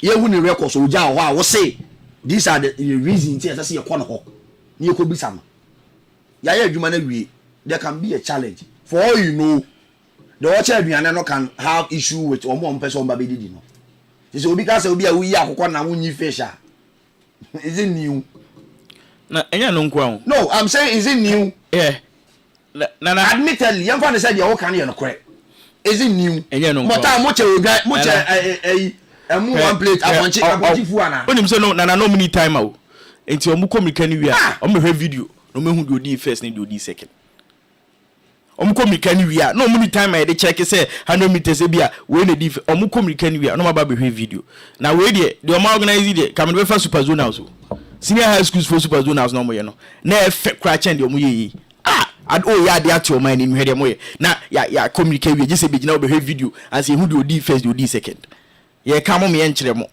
and this franka said ya no mo mpeso mbesua de bi aka troma we na ye to abatiam e say wo abam ye me enhwe akọ ye me enhwe a wo communicate wi agese mbegina video achi na ma hwe na ma che say we na di first we na di second o man Ghana be bi ye dui enim guase super zonals even SHS super zonals kwa omutimi omo time omo de check me we no bisamia me fa super zonals SHS for super zonals eja de omo ye no enanu ye de egu ye ni masi Ojaba sports pundit ni bia kire say as a Kofi D Adams the interest this particular event muno was very also na no oze watch na nipa no kan no because nipa no amma say your constitutive committee share the organization 5 months to date of commencement, and even within that 5 months the committee met twice as I say with the chairman, not even in Ghana but in London, even as the event is ongoing. And today you with them say if this is anything to go by. The fact that you constitute a committee in 5 months to the program, it doesn't mean Kofi Adams will need interest. I know I say not doing a watch it. I don't so dear. It is be irony. Do be the Fatan and Yamade man. Do me ba compare we African Athletics Championship we to the Andy Diabe All African Games no ho a mu de ona na ye ofe. They are now here, come on. The baby, no. And I'm saying, come on. Now, when your time, my baby, may I make Fiacra my corner? And then on movie, and my corner. Apart from it, then what call any of the day? The corner, Hannah, to me, and your branch of into my corner. Now, all African games in the town here. Quite because me are no man. No man to me, and call. Every time, look, I'm in man, that. Me say me you can now say omo your African games man say no man say mo dey no fine we dey omo no fine be ayeye we na omo dey we go Lagos stadium man say I don't know ni ha na mo ha ba man say am from Sunda enti we am say ye no me ko mako na no mesa ko honne ni nya de ni munyama kwota acha ma ma Ghana na koso dem bo na bibi town man te enso za woti anu ma publication okura wa huna hu obi me hu bi kwa mo time ma hu bi kwa obi starting point ma hu se aduane na mudi ye ni wo de so de wo so hu aduane ni bi se ko sua fa kwa wa hu me ti kuro ma ya wo Ghana ni tenkra ha ya man te MPP for time mo bobi man te o ba NDC bobi ye wa Kofi Adams ona bo ba bia wo bia no pe me chia mate akoho ne me se ko hobiem legon ebe me fish ya she ya na mate esi wo ya me na me wo we wo se modie ne de papa modie na mem wo krum ha mante ba ye de ne wate asa nya bi kwa ahwe hu so obi sekabu modie ne mante o mi se mo boso ne na wo se ye comparative analysis na wo wate nya bi ahwe ma sekabu de tell you say publicity ekwo so wo hu aduane ni bi motamba aduane mu die ka fabre ne enhwe se mo ma one plate one goat a mante mi wo krom ha ma mfamo sum ja banana ne Kofi Adams nti mate se ekoso ama oba bi mpo first time in history oba bi anya abaso body so obetra no catch me say MPP tam ye mebusa mo den mo tam am ye amante Ghana for do na wokrum ha ante because na yabusuya mamu na mu bunti but ojabe Ghana for do what you because even participation no kra na stadium ye ma as compared to their year kano this week now make us say MPP time participation in the Bayama. You see, on MPP for they have their style of making sure say Ombema be inorganic. Yam basen for MPP for fine crop phone call. Then I don't MPP for the basen call. I don't call a independent squares on Gomunimu or Monto form. Okay. MPP for the basen call. I don't call some Gomunimu or Monto form. The embassy go from Munko Stadium there. You are good. And then new banana. The fact of the case is that we are not expecting MPP to say a good thing about the program. It is all my huna. Say a program na ye no. Koso na the Munyama bro my Ghana. First time in history. Or baby aje medal there. And the meaning I catch the Ghana for any yen. Yahu. It's a moment just somewhere Ghana for because one part the papa be out room. To be no more before some more. Mate. All right, so Sami Jesse from Hamburg, Germany, was it the end? These always feel big and too known for acceptance of their wrong deeds. They are full of propaganda. Lies just to fool and deceive Ghanaians. It's a Jesse. Yakubu Buguma or say Nanasa for tell them pa. So Facebook comment no. Then there's no propaganda slogan political party in Europe today because they are banned forever. All right, so we've done about 10 minutes into 9. You will break a cry or yenimua. Ya bon komo. Andy. Yeah. Na so obi akwaka de enye na se emraso no mu a. Titru ni se nipa no ye de ne ko bebi amrawo. Na obi beka the law is taking 8 course. We problem be I'm talking in relation to one arrest Mienua more witnesses this week. Okay. One being Aguna West constituency organizer David Sando. Yeah. And then Abronye Kwame Bafo being remanded into custody 2 weeks. On put them they say asem dada. Yeah. Now when there's some buofu pa mo ka asem ketwa. Senior, you can't freedom of speech. You need to assess. Or a Ghana memoir. You say if you free freedom of speech under Article 21. Inti ohun kwan say utimi kasa. Or kwa akola ya won ne. Ya wona ya na yepeso kasa ne yetene nka ne hu se akola ne tiase.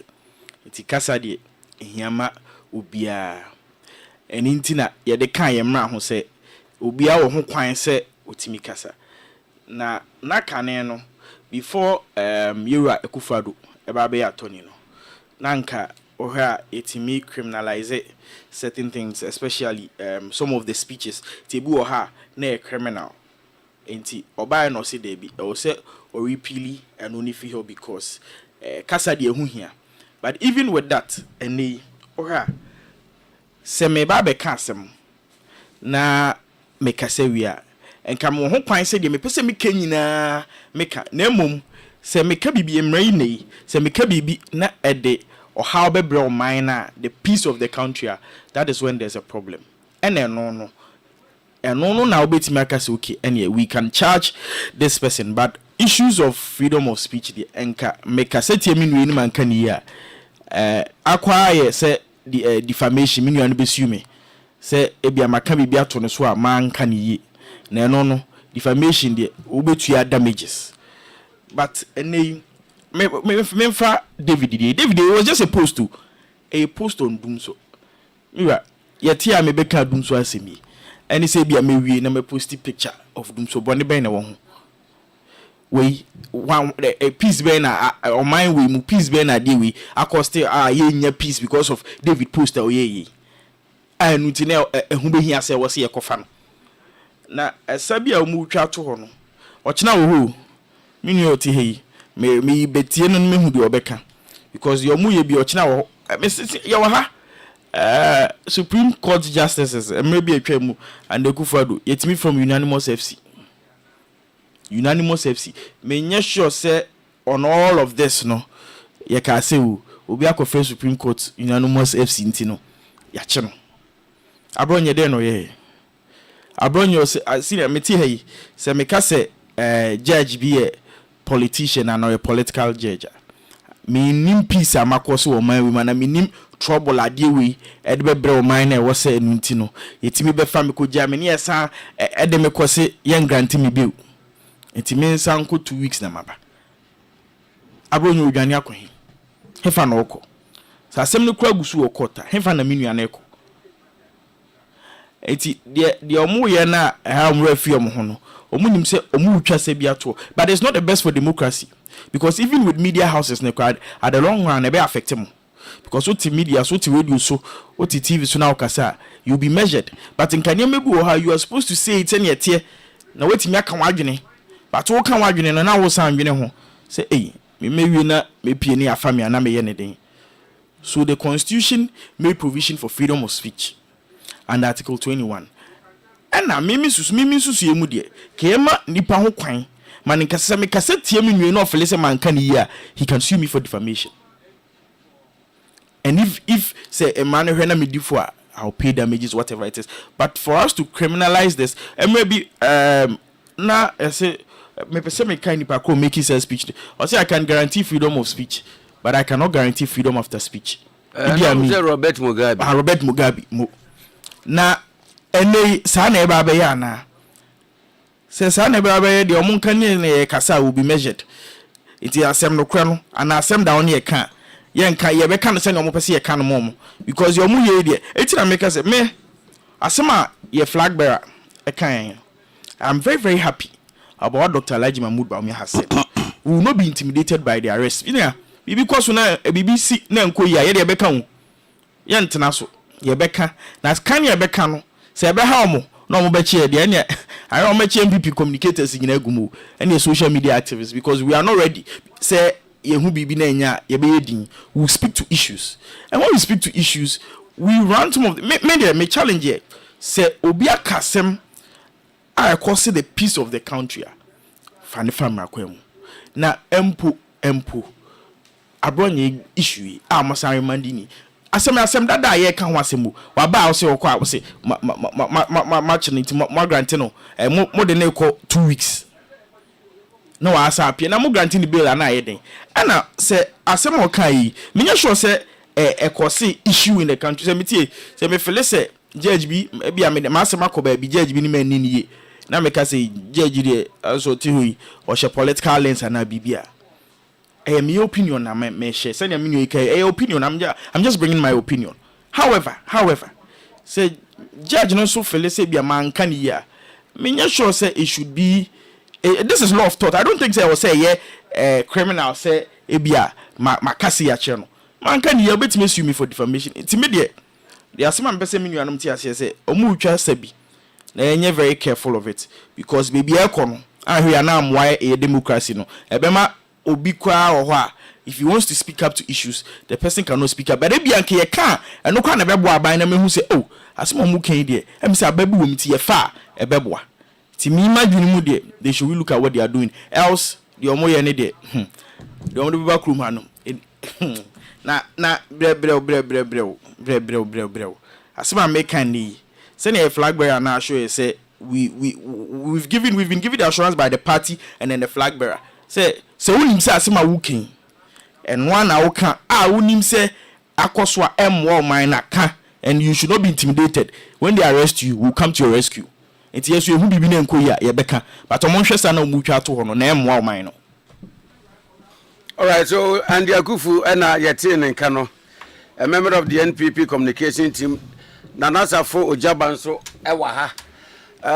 Nana freedom of speech, Matisana. Nana Mamifa kwenye wesu na menchia. First one de na court down bubu. Mamenchia omo majible no mutie. In fact, one of the advantage menya wa brabum. Any one of the privilege menya. Nana de biamba mkasa asimu wichire. One say offension of constituency for. Omusha men munyam na yetima fra bedu bebe edri. In fact, oma boame from a form that be do baby and you do. Offension of baby I made do biano. I salute you. Now we are looking forward to the 2028 election. You bet me I captured the offension of seats. Now member of parliament akunyano. You bet you can NDC there. Now branch election any registration. Church for Penina BD Chira Barbara Sawasa Moa at the Krata Babuntin say the extended date in the court 25th. In the branch yeah top form se no ne ye tue due so no sa adwumadie ni nyina no ya twe date ne de ko ye the movie de ko animu kakra a 25th na ebe ende offension of constituency egu so a ye rally ya secretary chairman Jika Meyao organizer Kwame Ejei. In fact mpanimfo ni nyina madam Maria mo afotemo mpanimfo ni nyina twantoma so mo bo mo hwese ye behwe na party no emma no obinya kwan na ye bibie mu ma e free and fair na obi atimanya kwan afa forms na dues tua no so ayede akoso na ya sere o mo se nyame ya adoma de bia ba bia medu bia meka ba bia alaye wo bia no me chia wona no pay na ma chia kramu ya Mustafa so me chia o menim se executives no ya be sa ba mo nchen biem na o ma hwe adwumaden a yeah in the 2024 election. In fact the end of the election na very tough because na resource wise no we scratch yen but it mean isi akan a e ka kakra na nke yetimedi nkonim nyame ya adoma ye be sa ba biem na mo hwe adwumaden na mo nto aba nsa mfa ma executives no me da say now back to the issue. You see yes dwumadi ase no ba bia e de koku free no and na divert here from the main topic I see doing komo banana so ni mo wura e fra no afechi awu no MD our Bost Energies in fact o ye adwumaden na o gba adwuma papa na no me kan na me se kan bi wo hwe ba bia ya anom MPP fo ja Bost e de to ye na in fact o ba ye nsa kira e bebrebe aba Bost a movie konanim in fact o share the number of days ya ye 5 days na adwuma boss ye no from Monday to Friday no nana it's very commendable as say ye bo MD abaso now o share said ye o say na ye work oil storage and transportation yeah ye make sure say across the 16 regions no fuel be enough in every region into every day in day out boss yeah juma 24/7 in fact energy minister kura bona baso say na juma awaye is very commendable under the energy ministry you making sure say ye project for wo boga ye transport ye product and from Ghana how to Burkina it is how project ni na ya dey the air course under the leadership oba ye no bibia da na kwanma bibia e fa na kwaso ti bia MD wa na pa bia no pa ye mo na baso na ye nchia no na yensiri nyame se na dwuma oye oma enyede enkoso pepepe osakuta ahobrase so kama now you see back to the issue we are talking about democracy, freedom of speech and other related matters. Now you see omanga na mu ha ope political party a omo ye nya atwom omo mpese 1992 your constitution be ya way ebitima ye adwuma the rule of law ebitima ye adwuma wo man ga na mu ha na ye MPP for na no me kan unua sesi ya na me check udi no say kufu kura so udi no so na so wo fa ene chama na say din no ya sign krofo edin akufu no ya sign krofo na msiri nyame say onfa ne santo so na saa honhom ni bia ma wo mu masa na mo kroma na anu ya o ye nua panyini ye ni ay boss zame jamfi enye form ha ya na mo che no e form ha ya na mo che zame jamfi.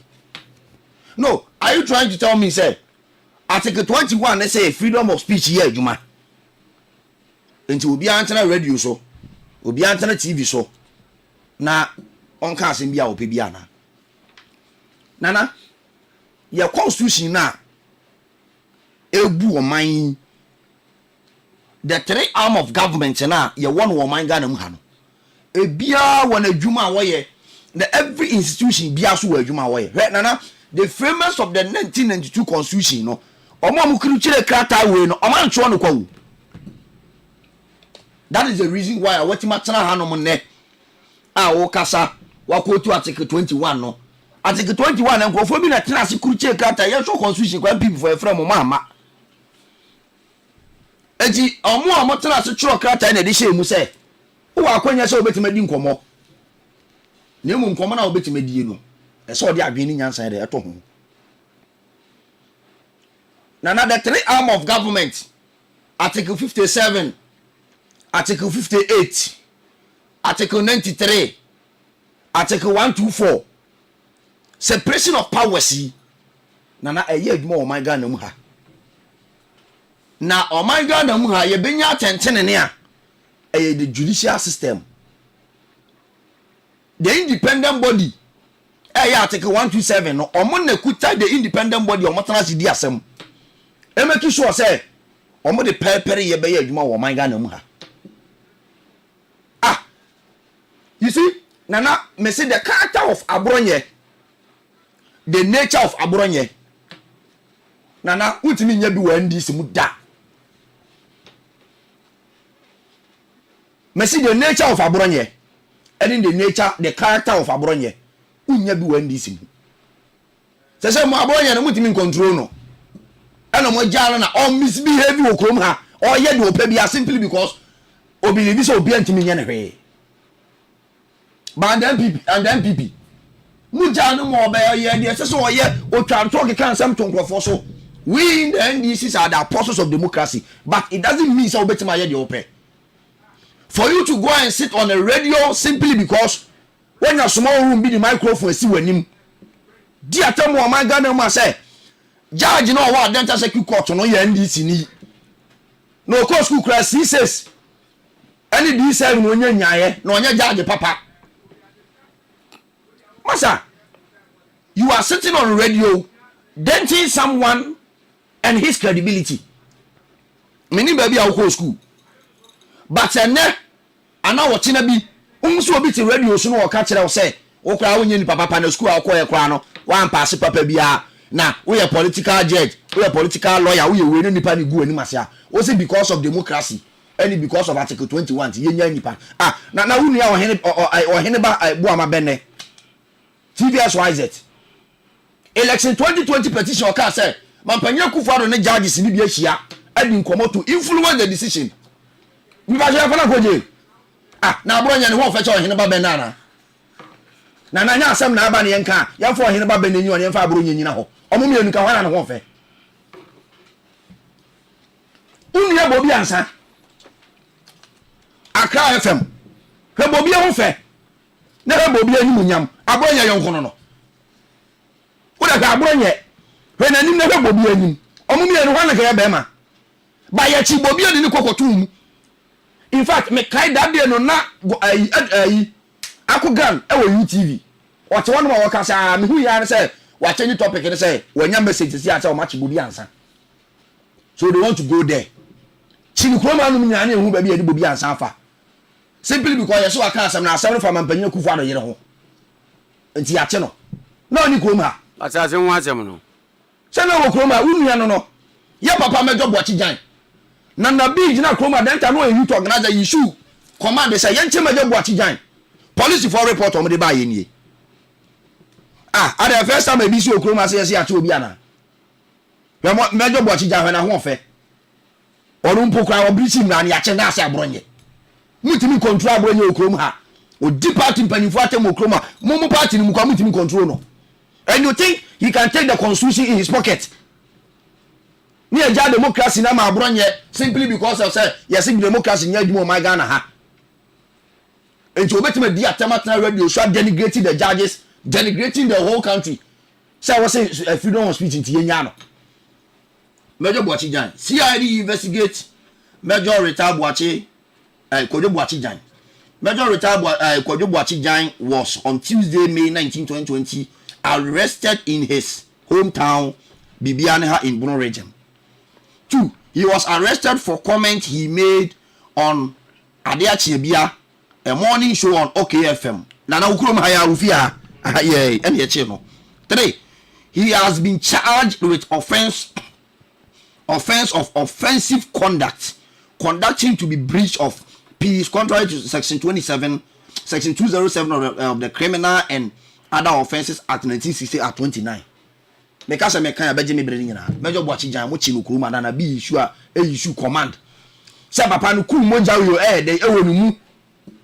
Say wa kan asem bia ma ti electoral commission. Enti enchi papa no kuruma ye che no. What's the first time I actually book room any?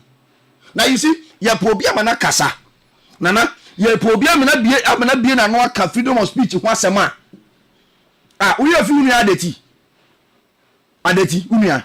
We me na fi kroma. Manasa ujure nwane. Die na nsi okroma, president Kufuor ta wo betima kasa. Na utimi kasa okroma. In fact, nana, me na mo school. Na mo school. I think na year to me final year. Me posti bibi o Facebook say adekudie say nti ena yesi mrebi previous government say allege say previous government and the judges nya problem me obi o face no constituency mama Elijah former NADMO director e posti for the man penny for say they should come and arrest me e o Riniba simply because I go posti bibi masa you kroma no mo. So you see MPP for you have no locus classicus to talk say ene yachi wo bi okrom ha enti judge na ono wa dental circuit wo no no wo so ye NDC ni wo ye political judge ugura ni ma say enti sa judge no credibility ba bia mu obenya ni munyam ba bia mu obenya when issues eba na ni na so pass judgment enti enkofo yachi wo mu okrom ha kwakwa ni do ya nche no yanchi kokwo you under President Kufuor. Is it not the freedom of speech? Mo amode criminal law bo mo ho samra ne se mo motam na kabi mami kabi ye adwuma no. Mo motam the numerous arrests cause okrom hanom no. Ni okrom ha. Ya teni nyina, ya huni nyina. Mo ti obi na mo de na kosie ekọ be na wotwe ni ehu no. Abro nya de se mo hu na ki akwan. So say because of freedom of speech. Article 21 enti no yama abronye entra radio so hena no hende and something yama okache Duncan Williams papa we mani fie de mi hu so obi akasa tia ne da gu papa ya nima se kan sam fa no ho because of freedom of speech o ka sa papa no se nya obi a nyamsom wonu mu a en we sof panyina he can take you on na bobi ansam o mo wani mu nyam o hene ba benemo we ye wura sam je fie ni mu nyam ekuta no hwe abanti ahwe na ho fe hwe se sami je mfi nam hoyi ono kwa ye che no esizi ne fon na ase acha bronye wo de asima mekan wo de fa bronye toto mo amekan ho so obe omumu bia simply because na Ghana okikam na udidi atam na utra radio so you can send bia ope bia ye believe say and all you okay. I'm not surprised mode bono share nsa sit na mo nya mo lusiri nya mara beka one seat ejene ya ma abronye kwan na onidi atem enki kanse mokroma hwe se mo ka fa president mama ho president mama nim professor Amos wo ho o CCTV footage o we emra no so say wa allege ne so prove ultimate radio so hiding behind democracy, hiding behind Article 21 say freedom of speech. I say yeah adwuma wo man Ghana mu ha enti no sa na tie dia say nipa no ye man keka de ope nana Obama poku ase ne chia ye che no na so onim say oman Ghana mu ha so obi allege say etu a ye wo ye transport etuo e de akoba bi a ntokwa wo a ye rese besi ntokwa na no a edwa pictures a na yesi e ma okwan na ba be kire nipa kura wo ye say adwuma no tisi ye che o say bra be yi sa asemu ya no a wo si democracy nti ye ma akwan na wonka de wo pe na Ade president mama time na article 21 no president Kufuor no time na article 21 na ati free ho ana e na akofo kire o madwene e kan o mode okurum ha wo ka mu ntie 3 akoga mo eni Mugabe mo wo kai ya mfo man kotum was it not presidential pardon enemy edi yi wo mo na wo ha akoga ho fe hwe ni munyama akoga wo akoga opie no obatimi se be ma na ebe akoga mpo ya che no na ase abronye asambe na wo kana sa no enti abronye be ma che wo mo nana nipa bia e nipa ba ye kase de niam atoto niam ho pa de niam atoto niam ho a hwe ni munyama sa panyimfo ababo mu di nyina wo sa akofo no kwa ya che wo mo se John yo ka se John ya ji ne ka tensa o ka so yonko ne o wo ye mate enen ke no neti ha kan kranche samia uku hwe samia uku ho fe eni munyama samia uku wo omo kura no emra di wo mo wo se abronye wo de mema mabo mu di nyina wo de hwe mu nyina anim na fa toto abronye ho abronye de ho me se mo na mo so so okroma mu hunu so nipa da wo mu hunu so be ma da ana ye no wo ho ye no na ekoba ye tawachi no makogina court ye tawachi ye no na ekoba ye tawachi Mustafa Salam wase president mama bro otwitwa bia na okeka nkwasasem Mustafa Salam national youth organizer na sabi nka wo papa ne president Mahama ena Mustafa kan sa enfre ni masem ya wase because of say freedom of speech tie nya anu nko mama me nya sa ye sa democracy no we are practicing the democracy by ye sa democracy no so ye say gu nani mase kabina min kabi hwe ensam pa chama untumi ka fa president mama hu okrum ha all in the name of say ye ma radio station bia kwa motimi ka asem ope what is say president mama bo wa okrum ha what is say chama untumi president mama ma ye kwache no chama untumi nsam o ka no okrum ha no gu president mama hu fi na president Kufuor do okrum ha ya panyina na wo na wodi o man no so what is say president Kufuor to me call it ama to me to order say there be asema wo kafa former president ho no enya ade ya asem papa ntijai twatoro no so ware ya ma mi je na na kora asie ana ya ma mi lodi na kodwom bai obe na say ensema chama to me kan krom ha all in the name of say freedom of speech ya adwuma ne party wo pawanti obetima kan say bi opa bi agu president hu fin president mama we ni papa say me am tie ya come I will take you on because videos no is circulating na me kwa no na no ma wa na be si mitirim say na de na nsama chama untumi kafa president mama ho me kwa menye men faale na me because I'm tempted to do that because me person be prove say say mo kafa president mama ho no and in the upcoming days I will take that case on yes it's very bad ya nya ne sa na yes say oh my Ghana no we are opening a floodgate for each and everyone having opportunity to say whatever the person want to say. Now, oka sanse mu nyina wia. Wo say freedom of speech here you ma my Ghana. Enti de nipa na kan won fa ne huni. Yes, under President Kufuor ensem bi kokọ so. Yeah, but I'm saying that ensem e kokọ so na enye ni nyina no. Yes, am go for nyina ye che wo mo. Omo kasa ye under freedom of speech yes wo mu nyina edom ko gina mera no enti dia na ma abronye ye different abronye nana you see issues about abronye me kwa ma hwehwe ta ma hwehwe topic ni ye issues about abronye ene ya TMPP ni bia yes wa kwaka bibia ma breach constitution no we don't even have to waste our time abronye dirty creature ni this na say no abronye na me sra wada roma ka chem people for no say na anu ya no mu fi aban mu na Ghana for mama hu ni say say freedom of speech yeah adwuma wo man Ghana mu anoma it doesn't mean say ubetimi denigrate obi na kwata radio so TV so di na tem agu nipa na nima say ada adenta say ki court judge no oni abusua say o ko school onya C6 abronya wo law entrance exam sa wa tro no kroma be na mu bie no wa pass na obu nya C6 ni bianka wonka na onya lawyer abronya so onya C6 na o de papa na betena radio you see judge ya ono nyamia pagya na do this level o de na betena radio so onya C6 na nya certificate papa bia na kuta no na abronya so onya C6 ni bianka wa tro entrance exam be 7 to 9 o kroma on pass ofi ko law school yene mete sa abronya ko law school na afran ko university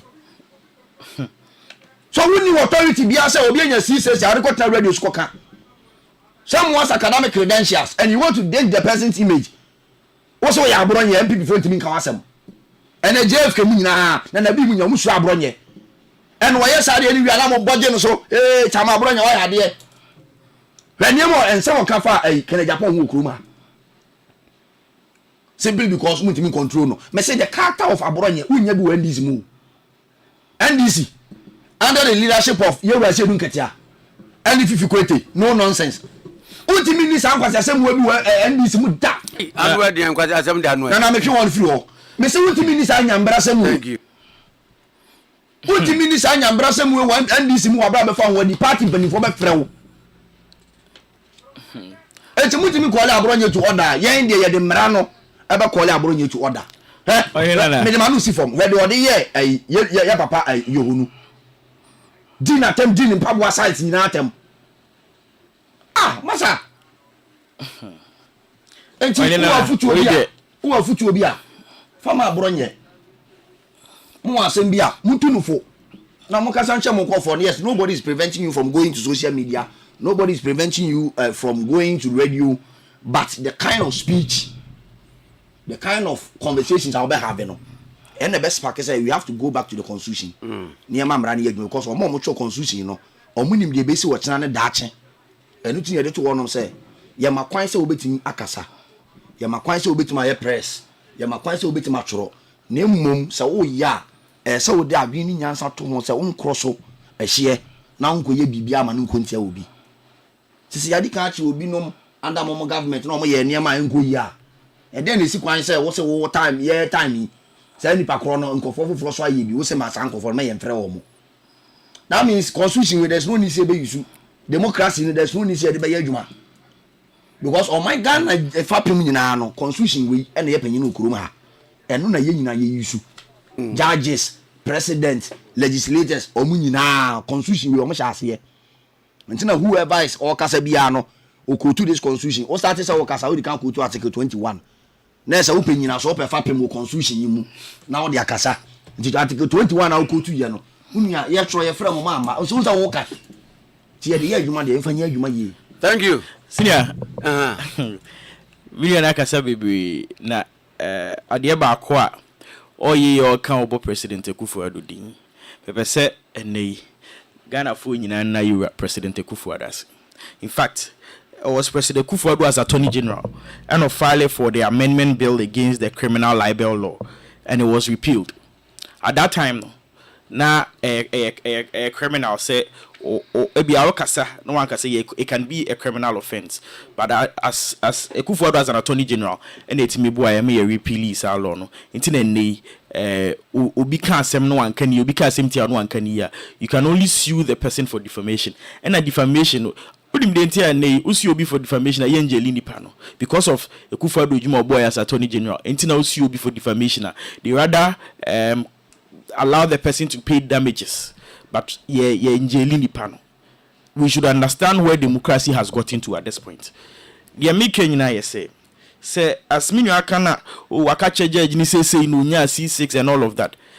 What I am saying today is that sanse minu iken say judge no fele say asem na abronye kan na hana he can sue him for defamation, but you cannot criminalize speech.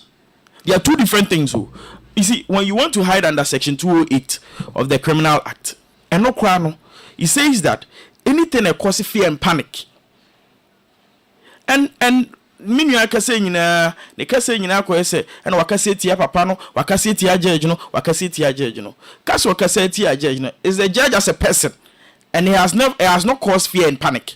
If it is the judge as a person, say judge no feel say asimo ka che no oni na nini he can sue him for defamation. And now because of Yewe Akufo-Addo ntino defamation enya criminal libel say no who sue for defamation at best say we know case now he will pay damages. And we have to even thank the former president for that because and yes I can NDC if we anyone this for be or more opposition some can be them but because of Akufo-Addo intervention as attorney general and man omutimika say omokasa freely ne person me nyiti say o feel only obi nya asem na asem no ehawa sue the person for defamation but so utie safude yo kan ya wa chronicle mo time Nkrofo me victims of makokasa yacho makokasa the time wo mukura nko beka more than their work you. Yeah. On say ohwe muntie 3 asem mu kan. Menim say okai muntie 3 na o say omu bebo judges no and then they will kill them if they rule against NDC. And no it is you caused fear and panic to the state. Different issues altogether. Now Okasa will be NDC ni me ba Okasa judge no to one NDC ni senior. How do you expect to be how do you relate Muntie 3? No me ba. Before you proceed. What's it judge no one NDC ni. And to be a MPP na wanya case or one answer second court one. The judicial it is still against the judge as a person. And it has not caused fear and panic to the state. But when Muntie 3 it caused fear and panic to the state.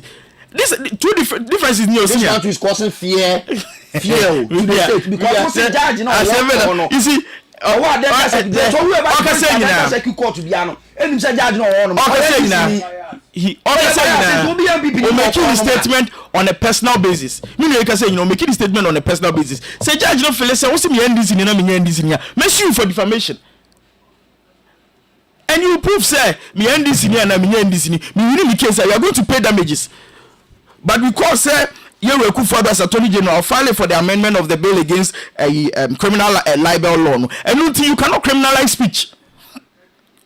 There are two different things they are discussing. Well, you cannot criminalize speech because he says I'm running the hobby.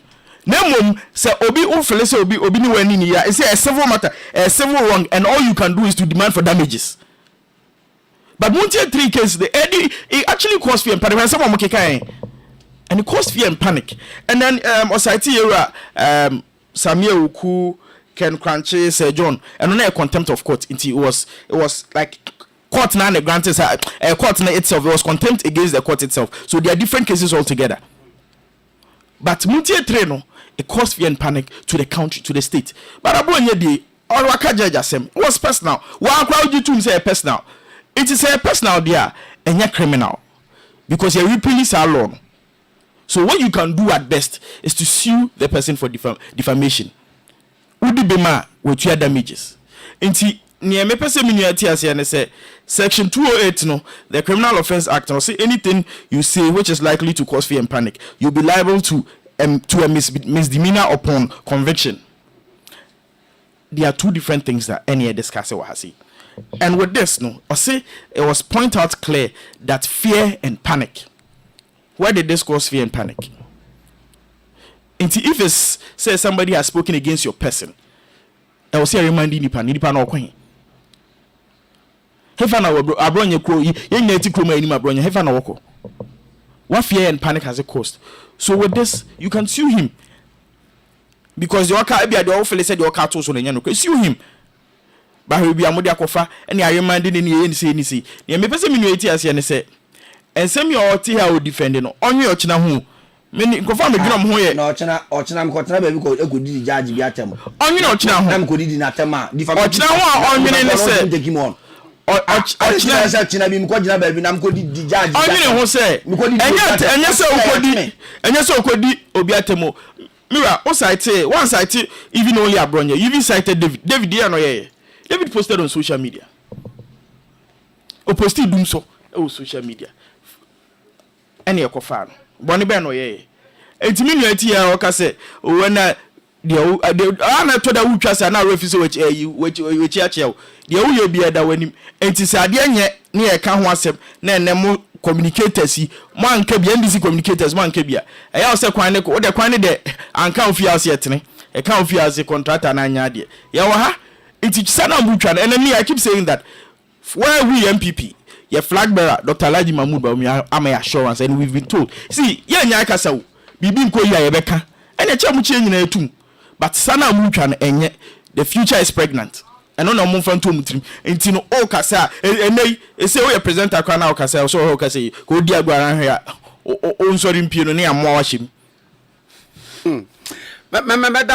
medase na mebo aya na minua ye flag bearer Dr. Mahmood Bawumia mo assurance no Dr. Mahmood Bawumia wa na beto aba man Dr. Bawumia Major 5 minutes of any other matters.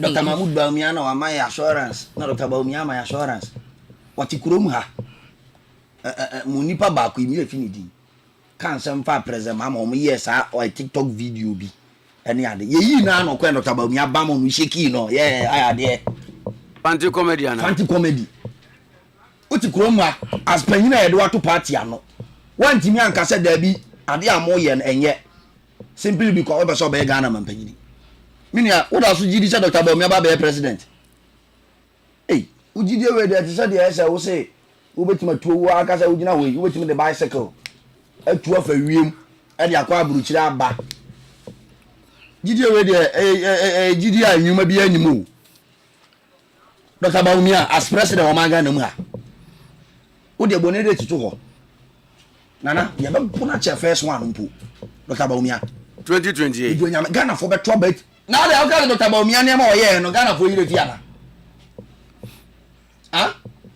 Dr. Bawumia yes enum no ana bibia na Dr. Bawumia ana ye flag bearer amaya yi something na put na esa running mate ana ye flag bearer asho ye ana flag bearer asho ye mati committee amuti ye kura to nsuom ye hunu so committee amuti na anu amfa ese Mustafa mu nyina mo yi o mafiri committee amuti na anu ye hunu so what you say Dr. Bawumia assure ye Dr. Bawumia assure ye nana ye ni akọ hen kwa mfempon na emra aso de panchi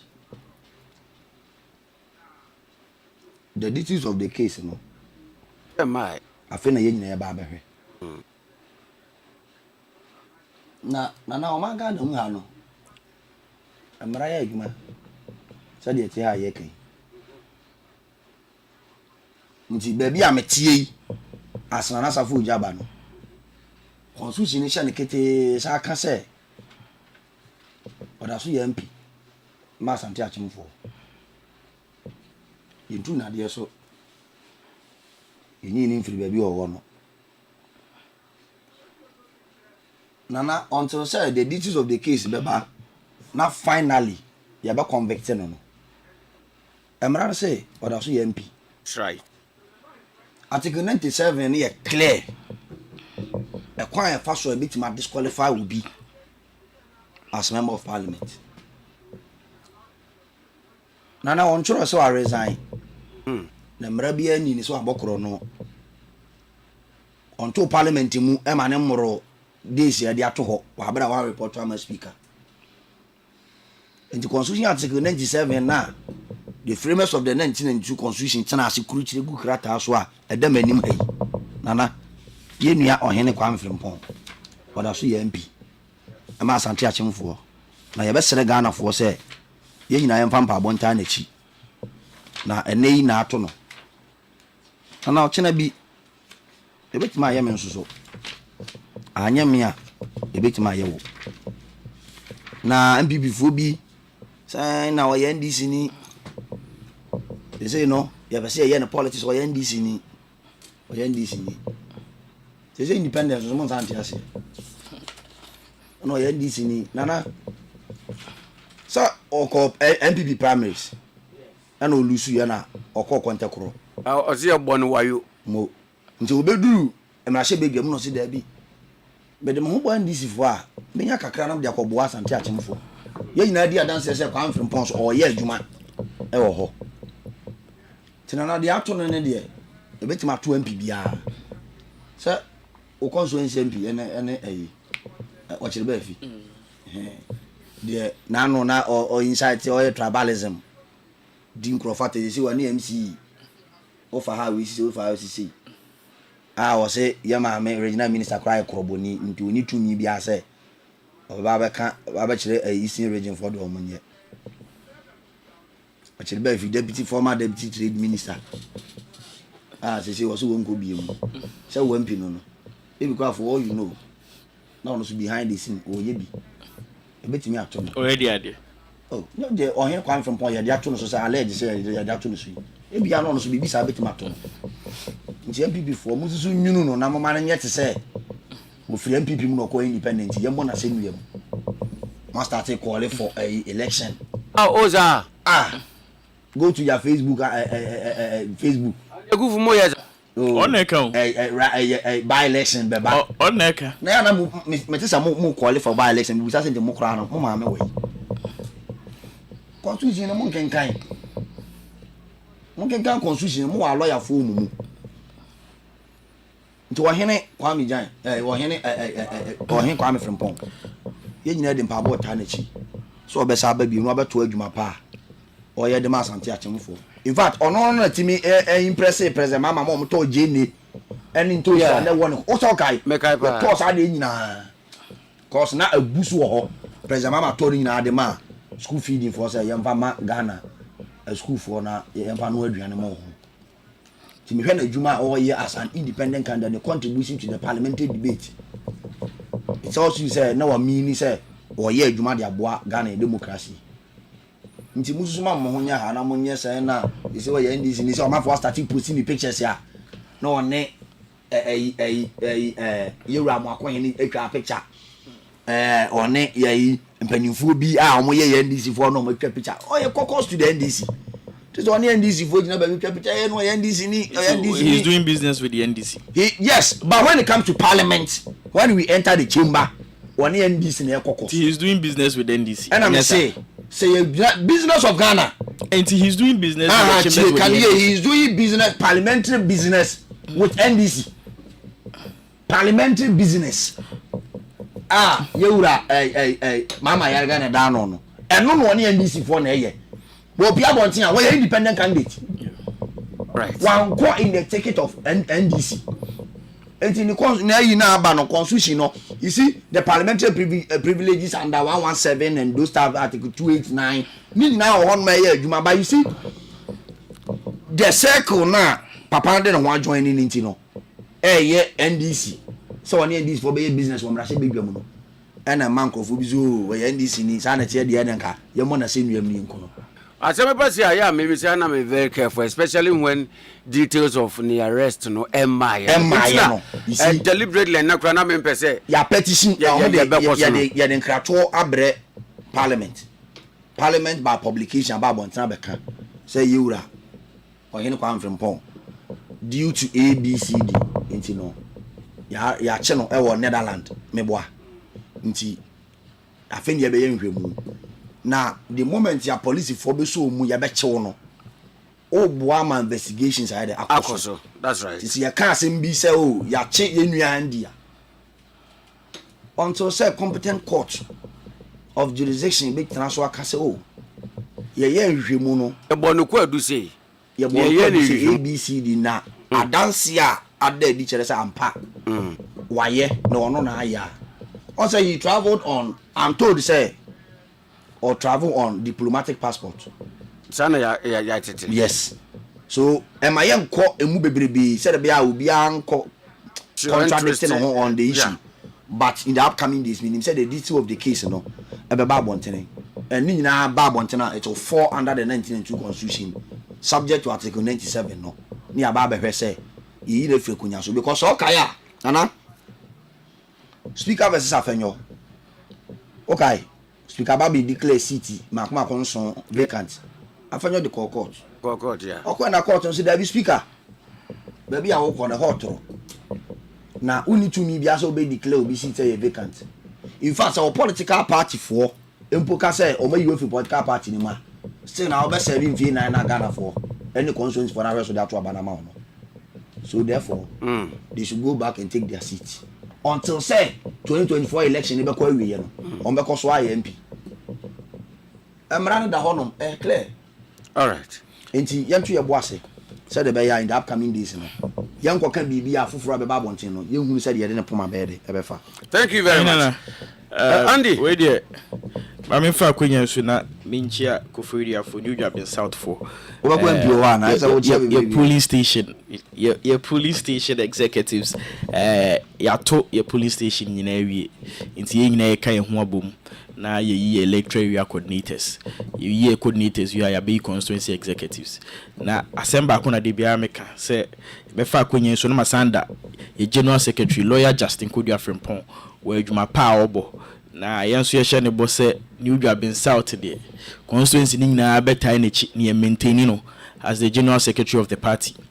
Na menu e ka say your bo me MPD Ira Michael Ochebefi and now allege some comments made to the regional minister na any MC issues no. Na we dey mamin for 2 minutes in kan ho asem kaka on the regional minister common obi o region ni mu bia na o constituency ni bia ete ase not in regard of the menu ika enye on tribal lines asema MP o kan na opeso che say regional minister a regional minister issues of Koforidua MC na president anemu sini MC MC issues no more any MC and daily because you might not understand the issues of Koforidua, especially looking at where you are coming from. If it's issues of politics of tribal lines, regional minister only videos be bit me at their cinema. Our year before election 2024. We don't do that. Me MP asema no person change na say Koforidua nsem de Koforidua ye busuan enti Koforidua nsem de atoda ye de amanyo nsem no to nchen ni aka na me MC ya me no ye adwuma na me common fund MP's common fund won approve me common fund de maame a meda ye adwuma Koforidua manfo enya me MP na odi ma bro Koforidua man na odi o ma bro enti say me MP na me common fund we MC na oteso a ontina me manage so na because Koforidua for the Koforidua for the love of the party and then for the genuine reasons omunim say NPP na ba ba mu a hwe Koforidua for ntino ombeko so ato ma ba ma NPP na mom MC de otina MP common fan so a enya MP na odi na bro Koforidua for na odi o ma bro so it will go against you and your party because you be who say mo na mo mpese ye development we ba Koforidua nti me MP de nsem o kan no they are taking it on a different note enya sa na say no mo kan na enya sa na asem ne tie ana okay frimpon issue no de minu ayi na ono ko MPP primaries na ye de na fa hin kosi hin asem wo ho ne say he is doing business in parliament today with the NDC. That is a known fact obi anim enti oni NDC na ye adwuma wo parliament afi issue no because say emu chiche mu bebre nya ma enti no ya na enwose e di asem nanim I don't know so yeah no baby say he has a flint with NDC our parliament. And so the identity now no person kire say na ono nko ko MPP primaries and so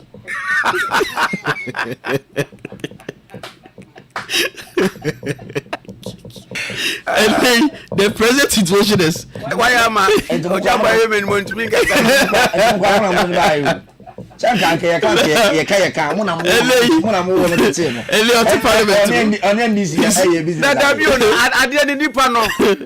US they want the warrant arrest and atono so omo my details say bia wa mo he say ombe investigation na mo wonyin say bi kra no a bia e decoy say bi kra ye mo no kwadu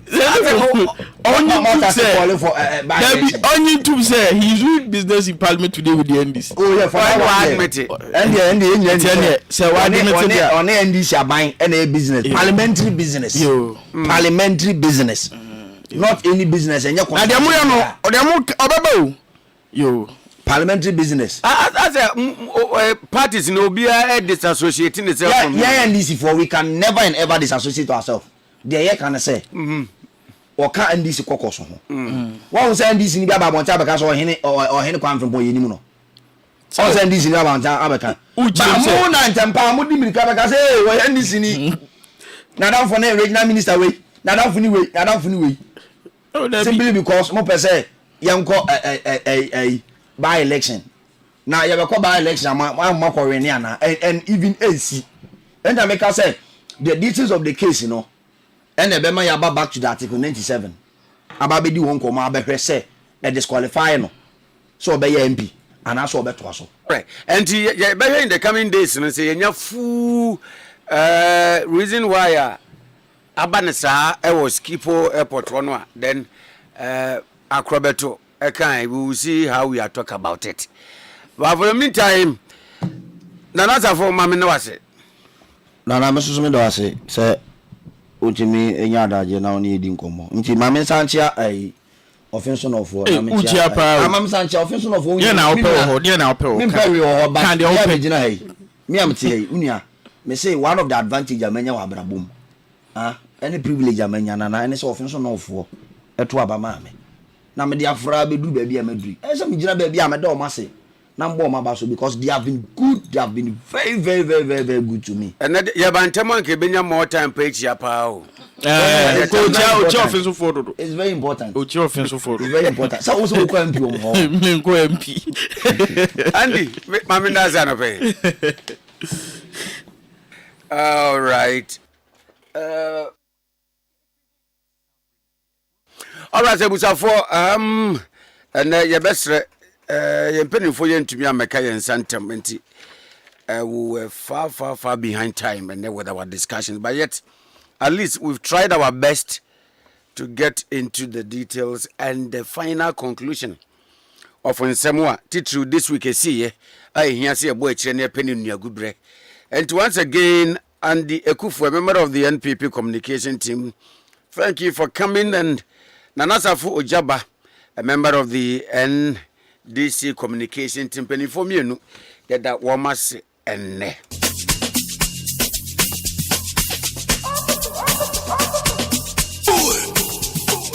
all right, so we have a very limited time to say goodbye to you this morning. Ade Akye Abia special weekend edition on OK 101.7 FM. So now on the brighter side of life, happy birthday to Mrs. Hannah Singleton. Wow. Mrs. Hannah Singleton of the United States of America. Virginia to be precise.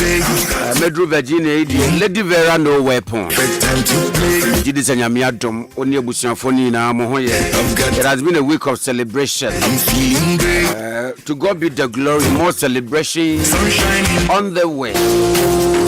Mami Hannah Singleton of USA, Virginia, from your sister Gloria Odum and her family at Adenta, Accra, and at Wamode Mao. Happy birthday to Khadija to Nana Bello, who of Pentecost University, my alma mater. Pentecost University midwifery student. This one is from Lydia Ajamai. Enjoy. And an happy birthday to Wafayao, aka Wafasi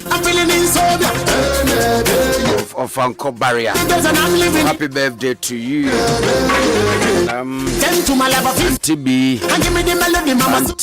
Ewo Accra. Ope Accra.